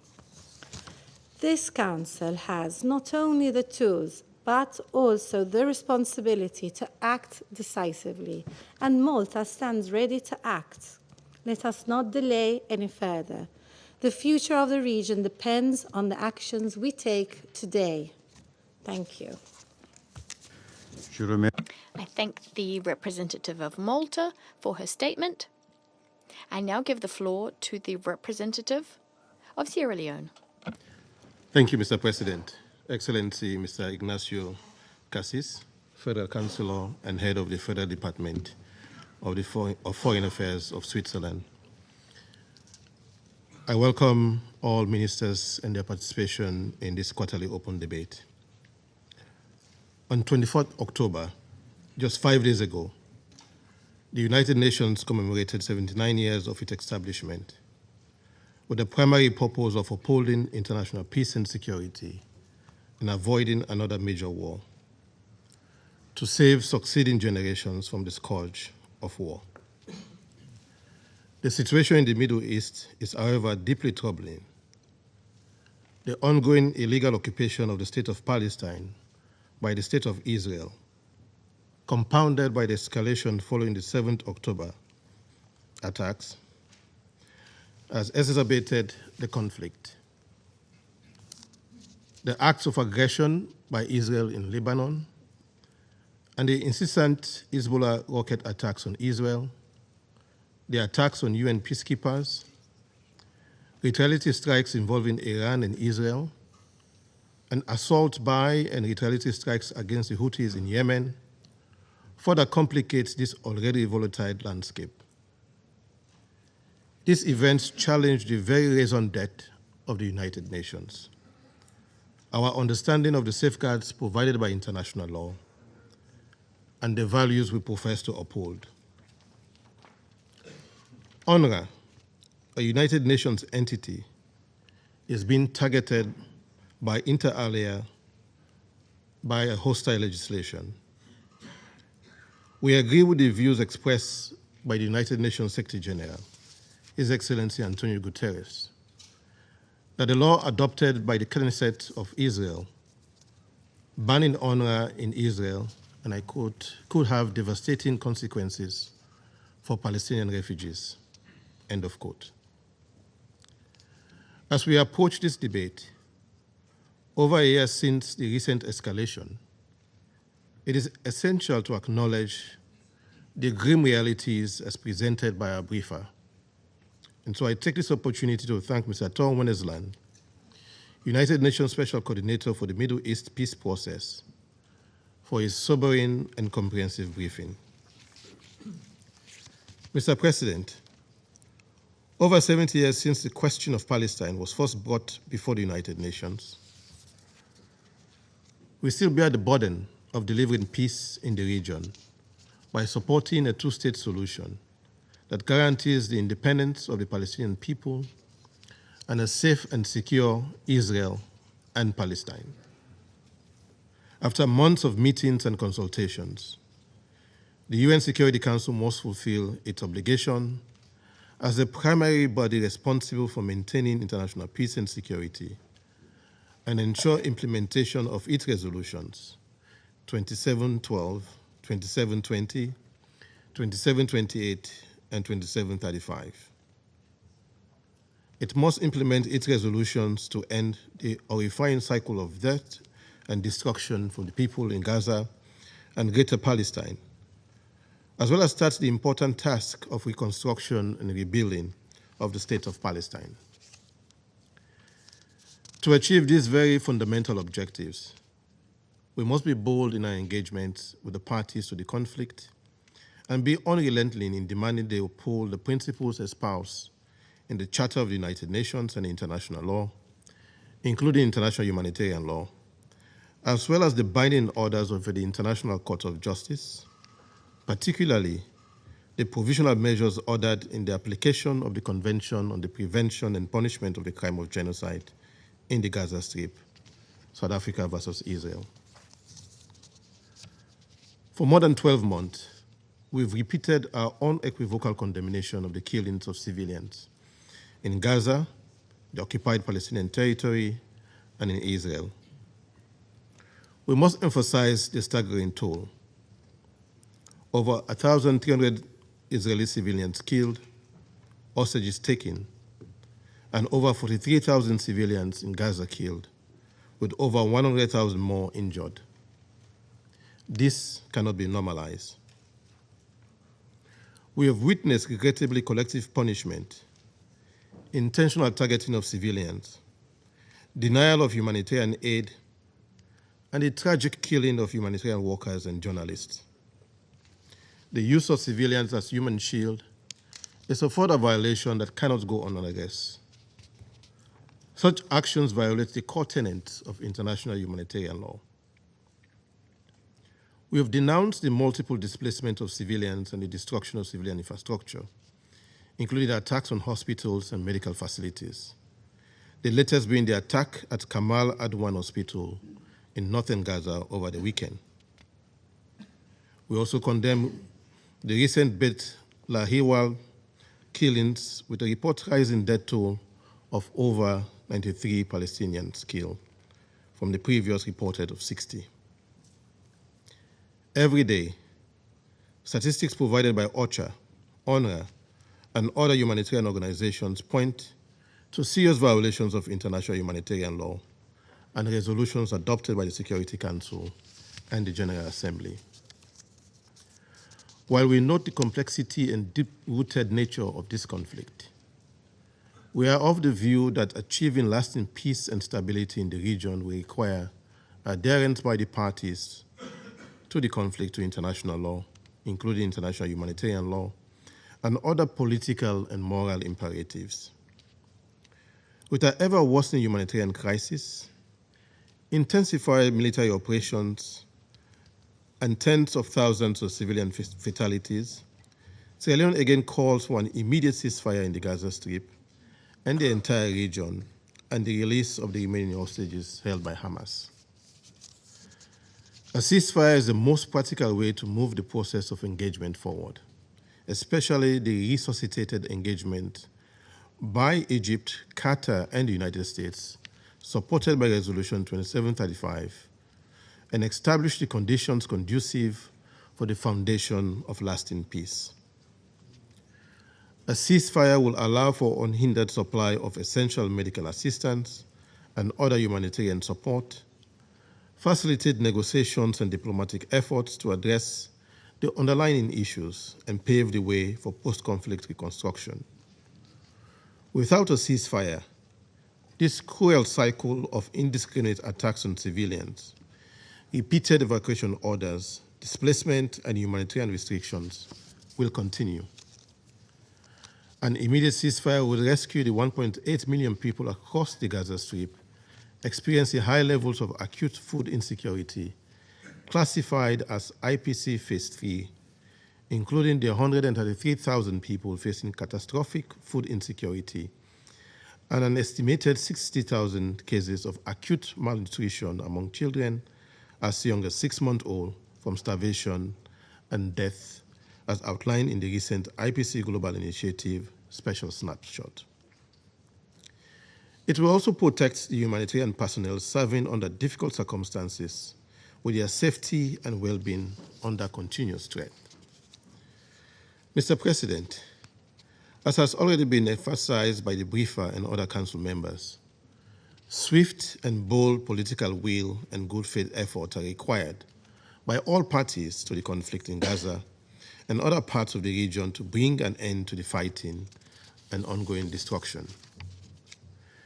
This is my delegation's ultimate request in today's quarterly debate, and we stand ready to support all efforts initiated by this Council to secure the freedom of the Israeli hostages and to actualize the long-awaited desire of the civilian population in Gaza and the occupied Palestinian territory, as well as in Israel, for genuine peace, genuine independence, and peaceful coexistence. I thank you. Je remercie. I thank the representative of Sierra Leone for his statement. I'd now like to give the floor to the representative of China. President, I thank you for presiding over this meeting. I would also like to thank Special Coordinator Wennesland for the briefing. Today, the Council is again considering the situation in the Middle East. What is unfolding before our eyes is that Gaza and the Middle East as a whole is experiencing worsening situation, elusive peace prospects, and a looming all-out war. The Council should act immediately on the pressing issues with a view to promoting ceasefire, saving lives, and restoring peace. I wish to stress the following points. First, an immediate and permanent ceasefire is the prerequisite for saving lives and preventing further deterioration of the situation. There is no justification for any delay in ceasefire. The United States has announced that it will reinvigorate ceasefire negotiations. We hope that the negotiations will not fall into the weird cycle of walking on the spot, as we saw in the past several months, nor will they become a pretext for prolonging and expanding the fighting. The relevant diplomatic efforts should not be used as an excuse to obstruct the Council's action. We support the Council in using all the options in its toolbox and take further actions towards a ceasefire. Second, Gaza has been bombarded into a living hell, and northern Gaza is turning into the hell of the hell. Supplies have been cut off. Relief operations denied. Civilians in Jabalia camp evacuated at gunpoint. And patients and doctors at Kamal Adwan Hospital subjected to inhumane treatment. The bottom line of the international humanitarian law has been trampled upon time and again. This is a blot on the conscience of humanity and should not be tolerated at all. Israel must comply with its obligations under the international humanitarian law. No double standards should be allowed in this regard. Third, UNRWA has been providing relief in accordance with the General Assembly mandate. It is the backbone of humanitarian assistance in Gaza. The Israeli Knesset, in total disregard of the strong opposition of the international community, passed 2 bills in an attempt to restrict and close UNRWA. China expresses strong condemnation. Closing the agency would be a new round of collective punishment of millions of Palestinian refugees in the region and would severely affect the humanitarian situation, security, and stability in the region. We call on Israel to halt and revoke the said bills to ensure dignity, safety, and facilitation for the work of UN humanitarian agencies, including UNRWA. Fourth, in the current context, certain countries are continuing their massive supply of weapons to Israel. Whether such acts would contribute to achieving the objectives contained in the Council resolutions, this matter must be taken seriously. The GA Emergency Special Session has adopted a resolution urging all states to stop supplying weapons and equipment that might be used in the occupied Palestinian territory. China recently joined the joint letter initiated by Turkey and over 40 other countries calling for the implementation of this demand from the said resolution of GAESS. We hope that the countries concerned will take seriously the grave consequences of massive weapon supply and stop fueling the flames of military adventurism. Fifth, while the flames of war are raging in Gaza over the past year, the situation in the West Bank has also been deteriorating. Illegal settlements have been expanding, with more than 1,700 Palestinian houses confiscated by force or demolished and thousands of Palestinians displaced. The occupying power has also frequently conducted violence against the Palestinian people and used various means to suppress and restrict the governance of the Palestinian Authority. Such practices are creating a new reality and undermining the conditions on which the two-state solution is based. Preventing the further erosion of the basis of the two-state solution by unilateral actions should be a priority for the international community in advancing Palestinian-Israeli peace in the next phase. Sixth, an all-out war in the region is looming. The recent Israeli invasion into Lebanon, its continuous indiscriminate bombardment, and multiple airstrikes against Iran and Syria. All these acts have violated the sovereignty and territorial integrity of the relevant countries and further destabilized the region. The situation is hanging by a thread. Any irresponsible adventure would be extremely dangerous and would highly likely lead to catastrophic consequences. We urge Israel to reject its obsession with force to prevent the region from being plunged into a larger catastrophe. We also call on all parties to exercise maximum restraint, jointly comply with the UN Charter and the principles of international law, and return to the right track of seeking political and diplomatic solutions to disputes. Thank you, President.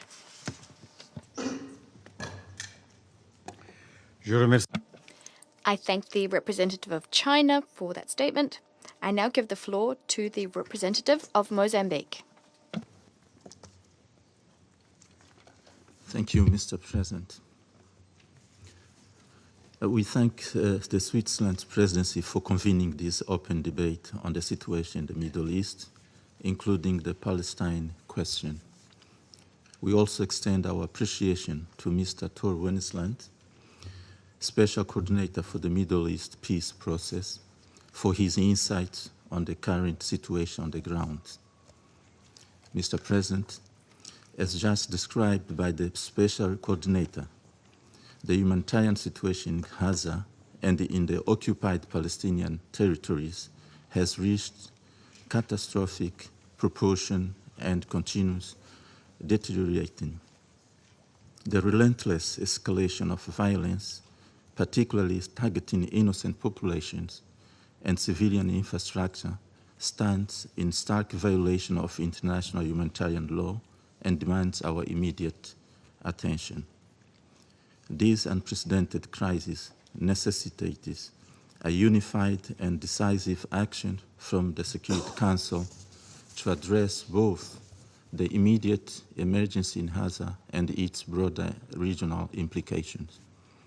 In this connection, it is urgent and imperative that the Security Council expeditiously explore viable alternatives to address this crisis, including strengthening existing resolution through more robust and enforceable measures to guarantee immediate and unhindered humanitarian access to Gaza.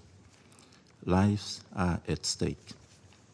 The resolution of this crisis fundamentally requires the committed engagement and decisive intervention of key Security Council members, recognizing that the stability in the Middle East is vital for regional as well as global security and development. Mr. President, we must acknowledge that the 4 previously adopted resolutions pertaining to Gaza have yet to achieve full implementation. This Council maintains the capacity to formulate more effective approaches to secure an immediate and permanent ceasefire, address the humanitarian crisis, and facilitate the release of all hostages. This endeavor demands renewed commitment and innovative strategies from the international community and this Council. Furthermore, we note with grave concern the recent legislative action by the Israel Knesset banning the United Nations Relief and Works Agency from operating within Israel and occupied territories. This decision, which has drawn widespread international criticism, severely impedes the delivery of essential humanitarian aid to Palestinian refugees. It is paramount that all humanitarian actors, including the United Nations agencies and NGOs, be afforded the necessary access and security to fulfill their mandates in accordance with international humanitarian law and human rights principles. The Security Council must transcend mere expression of concern and implement decisive action. Violation of international law and total disregard for civilian rights require a robust and united response from this body. Action is essential to safeguard human life and uphold justice. The gravity of the situation demands immediate attention. Any indication of potential genocide must elicit a comprehensive response utilizing all available diplomatic and legal mechanisms at our disposal. The preservation of human life and dignity must remain our foremost priority. These concerted efforts are critical not only for providing relief to affected populations, but also for maintaining the credibility and moral authority of the international community in crisis response. Mr. President, the Palestine question persists as a fundamental issue affecting diplomatic relations and the strategic interests in the Middle East. Its resolution is key to lasting regional stability and peace. In this regard, we reaffirm our consistent and unwavering commitment to the vision of the two-state solution, envisioning Israel and Palestine coexisting peacefully within recognized borders in full accordance with international law and relevant United Nations resolution. I thank you, Mr. President. I thank the representative of Mozambique for his statement. I now give the floor to the representative of Ecuador. Gracias. Thank you, Mr. President. I'm grateful to Special Coordinator Wennesland for the report he's given us this morning. I also acknowledge the presence of ministers of state who are with us today in this room, including the Minister for Foreign Affairs of Brazil, a country which has presided over this council when the new spiral of violence in the region began. For the members of the council, this council which has spoken out frequently on this issue, these quarterly open debates are an excellent opportunity for listening to the views of other members of the United Nations, and for that reason I will attempt to be quite brief. More than a year has gone by since the terrorist attacks carried out by Hamas took place on the 7th of October 2023. Ecuador continues to condemn these attacks unequivocally. More than a year of unprecedented violence, which has caused death and suffering both for the Israeli people as well as the Palestinian people, in particular the residents in Gaza.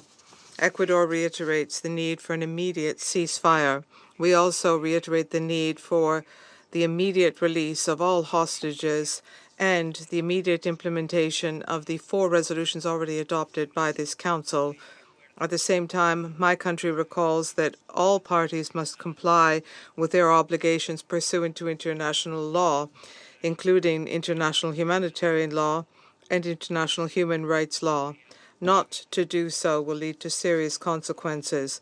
Ecuador deplores all attacks against civilians and critical infrastructure, as well as civilian goods. We also condemn all violence and hostilities against civilians. We must halt the spiral of violence spreading through the region, and we must protect and support the efforts of those who are working to mitigate the suffering and assist war victims pursuant to this Council's Resolution 2730. Mr. President, Ecuador reiterates its support for the work of the United Nations, of its Secretary General, and of all of its agencies. Member states of the United Nations must cooperate with these efforts. This is our organization. We must facilitate its work to the extent possible, and at the very least, we should not hamper its work. The role of UNRWA is particularly important for regional stability. Any decision or action impacting its work is of concern. My country has reiterated these views on a number of occasions. We have always done so with a desire to contribute in good faith to resolving this conflict and to acting constructively, attempting to build bridges and not to exacerbate differences between the parties. Mr. President, thousands of dead and suffering for entire generations. This is proof that the Palestinian question will not be resolved through weapons and violence. Ultimately, the decision must be peaceful, negotiated, and just for the parties, with the existence of 2 states, Palestine and Israel, on the basis of the 1967 borders and relevant resolutions. We must move forward on this path. Thank you very much. I thank the representative of Ecuador for his statement. I will now give the floor to His Excellency Mr. Mauro Luis Yecker Vieira, Minister for Foreign Affairs of Brazil. Mr. President, the post-war international order is crumbling under our watch. The foundations laid after 2 global conflicts are being eroded. The unfolding events in the Middle East are not just another chapter in an old conflict. They are a stark reflection of a deeper crisis where might makes right and the principles meant to safeguard peace are overshadowed. This is why President Lula has called for a vigorous response to the grave challenges of our time. As he underscored in the opening of the 79th session of the General Assembly, the world needs a comprehensive overhaul of the UN Charter. A Charter Review Conference may seem ambitious, but it reflects the founding vision of the UN, Article 109 makes it clear that no system should remain static in an ever-changing world. Mr. President, the Council's duty is to protect all humanity, not just cater for the few. Its failure to act decisively has allowed the atrocities to continue unchecked, with the entire population paying the price. This is not mere rhetoric. It's reflected in the crimes committed against civilians in Gaza and Lebanon. Over 43,000 Palestinians and 2,500 Lebanese lives have already been lost to the cracks in a global order increasingly failing to uphold its promises. Brazil has been vocal in calling for an end to the escalating violence in the Middle East. Since our presidency of this Council in October last year, when Israel was struck by a terrorist attack, we have witnessed a relentless descent into violence. Israel's responses to October 7 has gone far beyond any sense of proportion. More bombs have fallen on Gaza than on Dresden, Hamburg, and London during the World War II. This is not self-defense, it's collective punishment and obliteration.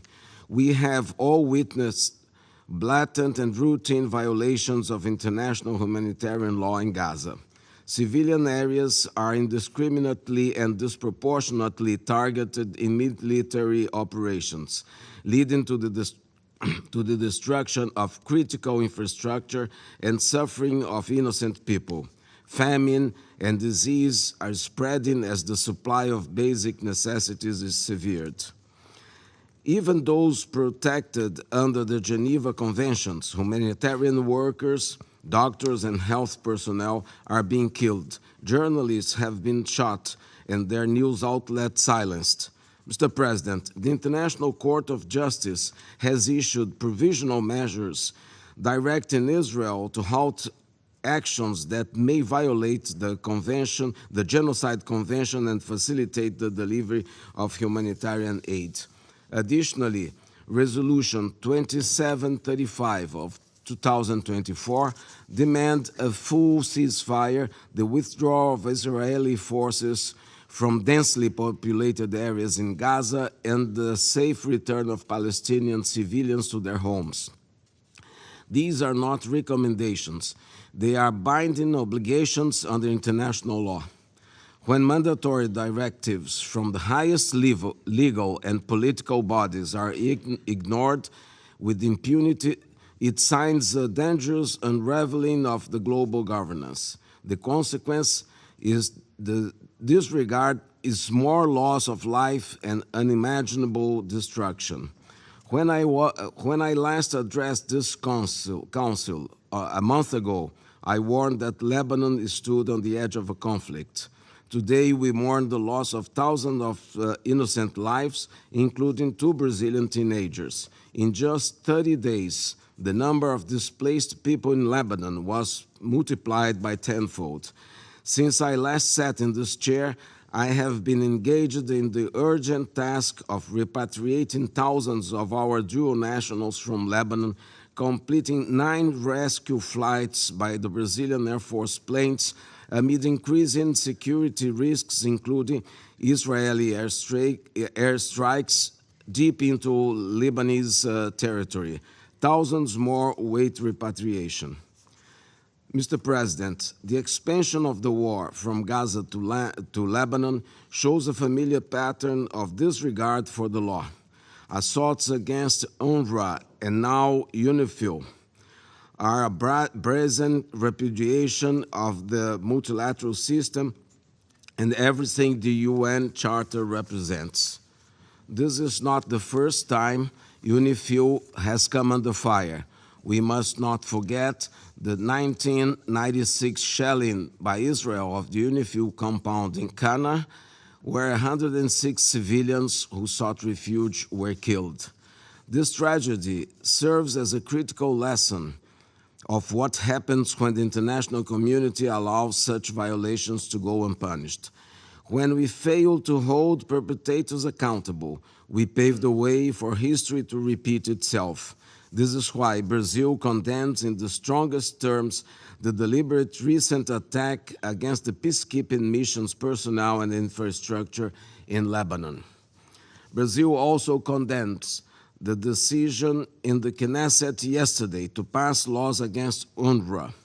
By attempting to dismantle vital services for Palestinians, these laws deepen the suffering of an already devastated people and run counter the request of International Court of Justice that Israel facilitates access to humanitarian assistance to Gazans.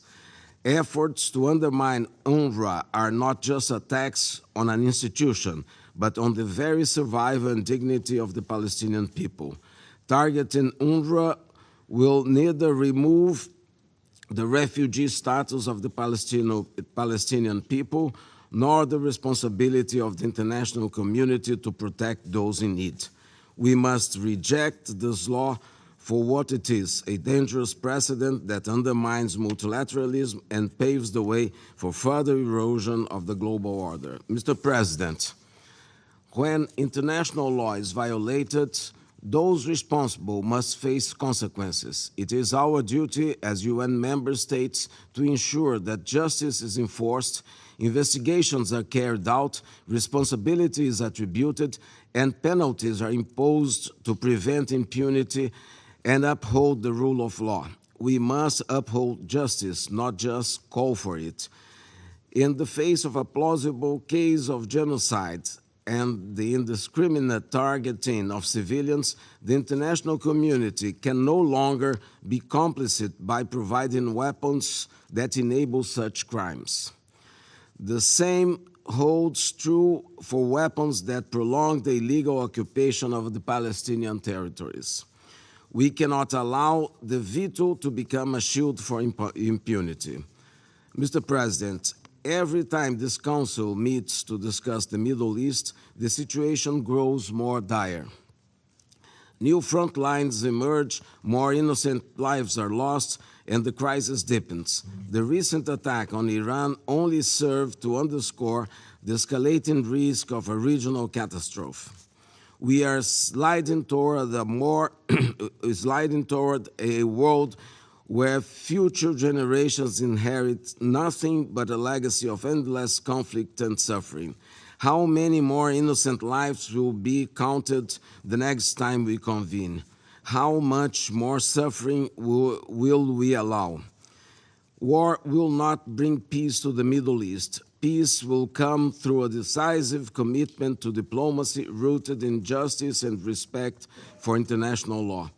As we grapple with escalating violence and the expansion of conflict, President Lula's call for a review of UN Charter resonates more urgently than ever. We owe it to the future generations to ensure that this body has the strength and mandate to uphold justice, protect humanity, and secure lasting peace. It is time to take the bold steps needed to make peace not just an aspiration, but a reality for all. I thank you, Mr. President. I thank His Excellency Mr. Vieira for his statement, and I will now give the floor to His Excellency Mr. Bruno Rodriguez Parilla, Minister for Foreign Affairs of Cuba. Mr. President, distinguished Minister, we endorse the statements by Uganda on behalf of the non-aligned movement, of Mauritania on behalf of the Arab Group, of Cameroon on behalf of the Organization of Islamic Conference, and of Senegal as chair of the Committee on the Exercise of the Inalienable Rights of the Palestinian People.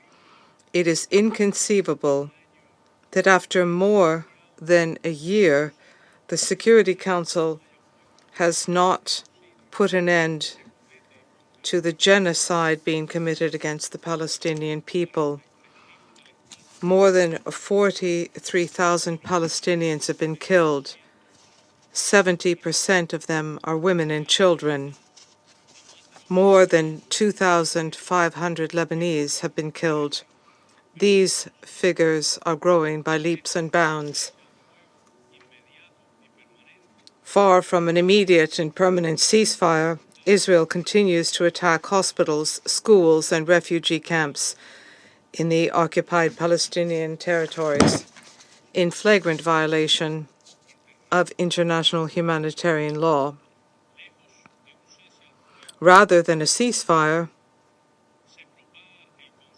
Israel is spreading the conflict throughout the Middle East region, expanding its aggression to Lebanon, indiscriminately shelling territories in Syria and Yemen, and starting a new and dangerous escalation against the Islamic Republic of Iran. The government of Israel attacks and spurns the United Nations and its Secretary General. It attacks the security provided by the United Nations Interim Force in Lebanon and has kept up the most deadly attacks in Gaza that have been known in history against this organization's staff and humanitarian workers. The occupying power continues to obstruct humanitarian assistance to the Palestinian people.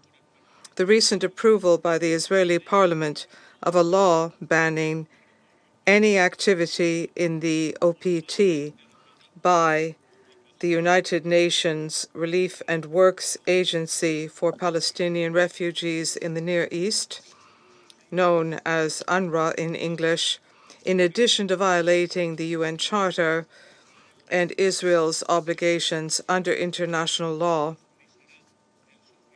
will further the suffering of the Palestinian people.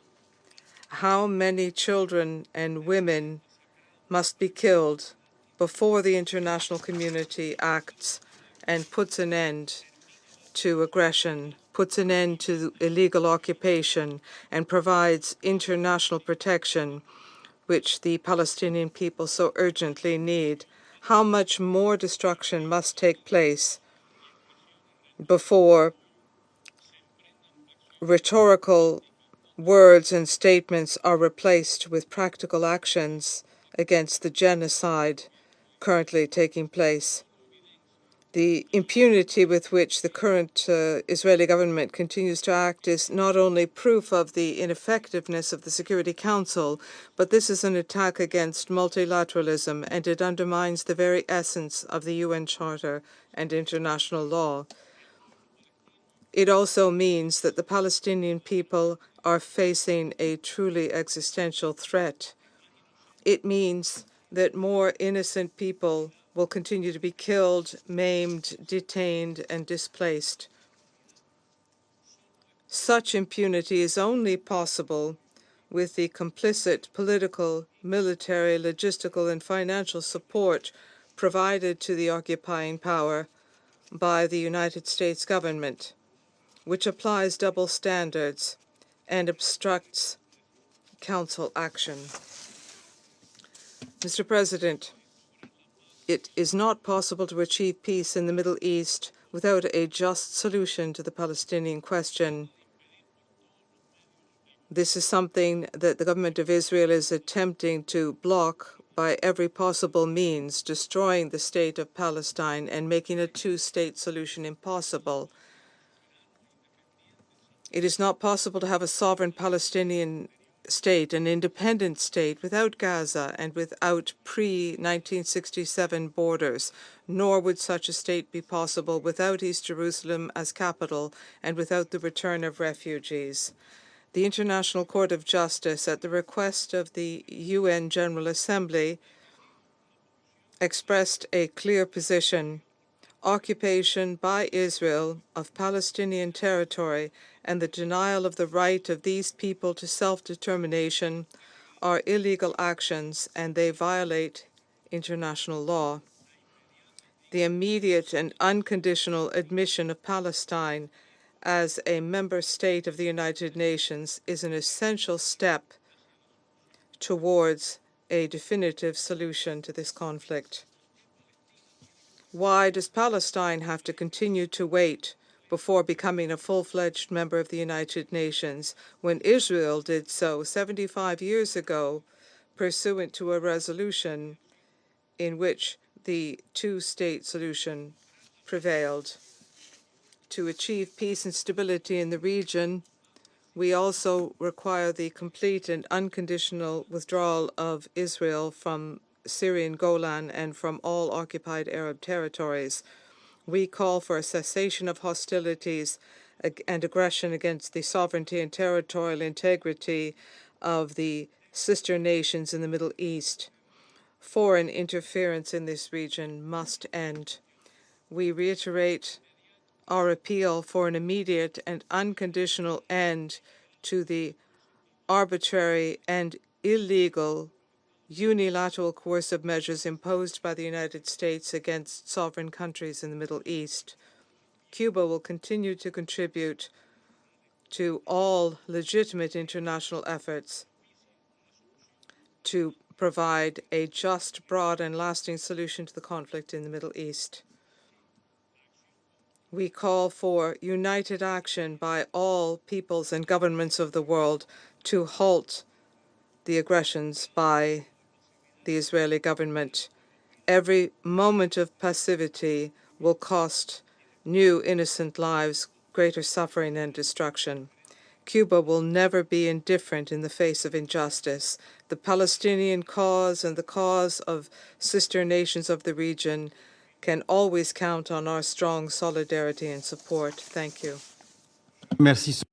I thank His Excellency Mr. Rodriguez Parilla for his statement, and I now give the floor to the representative of Lebanon. السيد الرئيس. Mr. President, we thank Switzerland for organizing this open debate on the situation in the Middle East. And we welcome the participation of His Excellency, the Foreign Minister of Switzerland, Mr. Ignacio Cassis, and we thank Mr. Tor Wensland for his briefing. Mr. President, over a year has passed since the events of October 7. The fighting continues. This circle of killing, destruction, and displacement has been expanded. Your august council has not been able to impose a ceasefire in Gaza. The act of aggression has expanded and is now including Lebanon. They are bombing Lebanon with the worst, most lethal and destructive types of weapons. Our children, our women, our paramedics are being targeted with bunker buster bombs, vacuum bombs, and explosive drones. The number of those killed is in the thousands. The international community remains silent, perhaps desensitized by the thousands killed in Gaza. It is no longer moved by the bloodshed or the images of body parts. The credibility of the United Nations and your Council is on the line. All your resolutions on the Middle East are still not implemented. Mr. President, the humanitarian situation is difficult. It is catastrophic.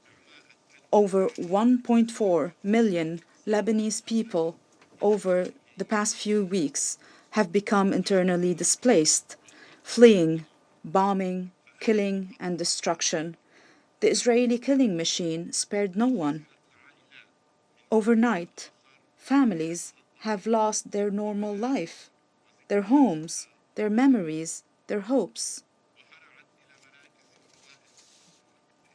They have fled to shelters, seeking security and safety.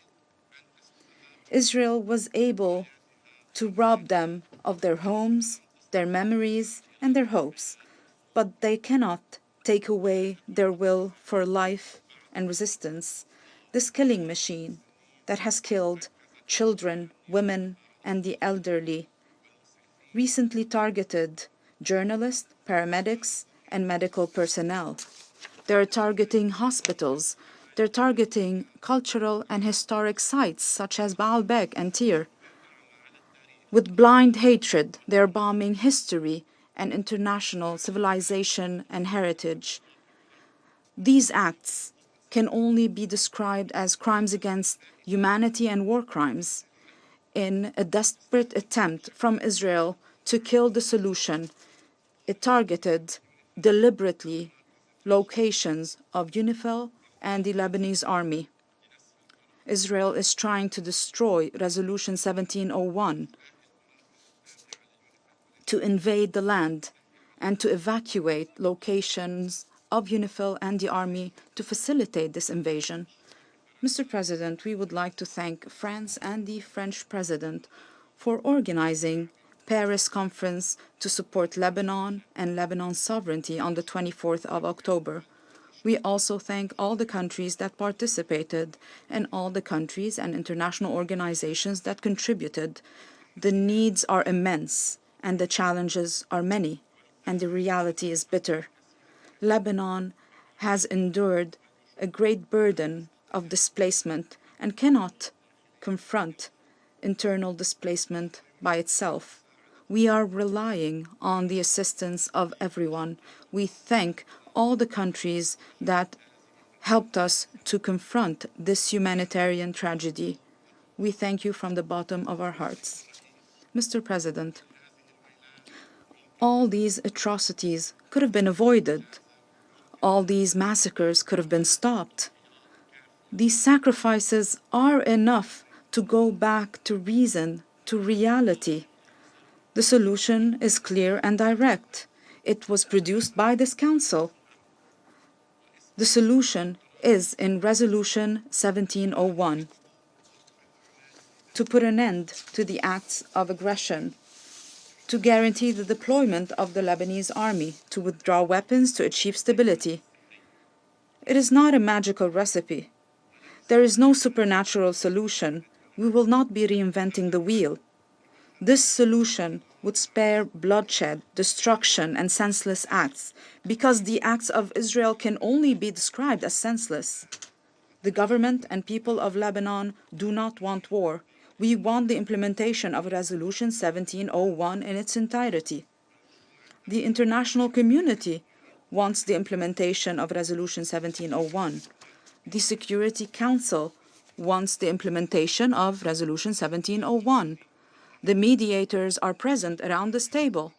They have been providing solutions for the past 13 months. However, on the other side, we have one party that do not wish for a solution, that wants to sacrifice additional lives, wants to go on with the war for only one reason, for personal agendas and ambitions. If they wanted to give precedence to the interest of their people, they would have ended the war immediately, would have spared bloodshed, and would have implemented the solution. Mr. President, Lebanon emphasizes the need to implement Security Council Resolution 1701 in its entirety. The Lebanese Foreign Minister provided steps for the implementation process. 1. The withdrawal of Israel of all Lebanese territory occupied during its last aggression, and to go back to its side of the border, according to the Truth Agreement of 1949. 2. Enhancing the deployment of the Lebanese army south of the Litani River and along the southern border, so that there is no weapon outside the approval of the government of Lebanon, and there is no authority outside the authority of the government of Lebanon, according to Resolution 1701. 3. Make sure IDPs return to their homes and their villages. 4. To resume indirect negotiations that are currently on hold under the auspices of the United Nations and the participation of one or more international mediators to resolve pending points according to Resolution 1701.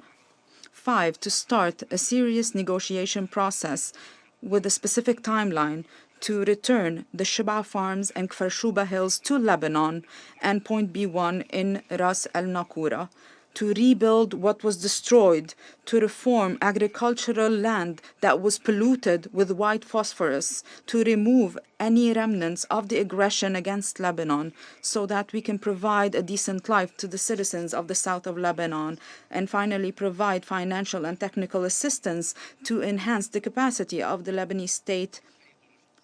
whether in its civil or military institutions. Mr. President, the United Nations and its agencies during the past 80 years have put in place principles and conventions to regulate and organize international relations. However, Israel, during the past 13 months, destroyed all these frameworks and conventions and laws that were put in place like a spoiled child. Because you've spoiled it so much, it has destroyed everything. How can you, after all that has happened, how can you call for the implementation of these laws and conventions? Double standards is very clear in this case. Mr. President, even laws have rules, have restrictions. International law, international humanitarian law, has detailed these restrictions, these rules. However, Israel, unfortunately, continues to ignore the principles of international humanitarian law and the law of war. Mr. President, we will give you a copy of the UN Charter so that you can share this copy with Israel. We do hope that you will remind Israel of the content of international humanitarian law, including the Geneva Conventions. Maybe then they will respect these conventions. In conclusion, it is our legitimate right to respond to what was said in the previous session, and therefore we say to everyone, our natural position is behind the plate of the Lebanese Republic. We will defend our country and the rights of our people, and we will defend the Lebanese flag and our trees. I thank you.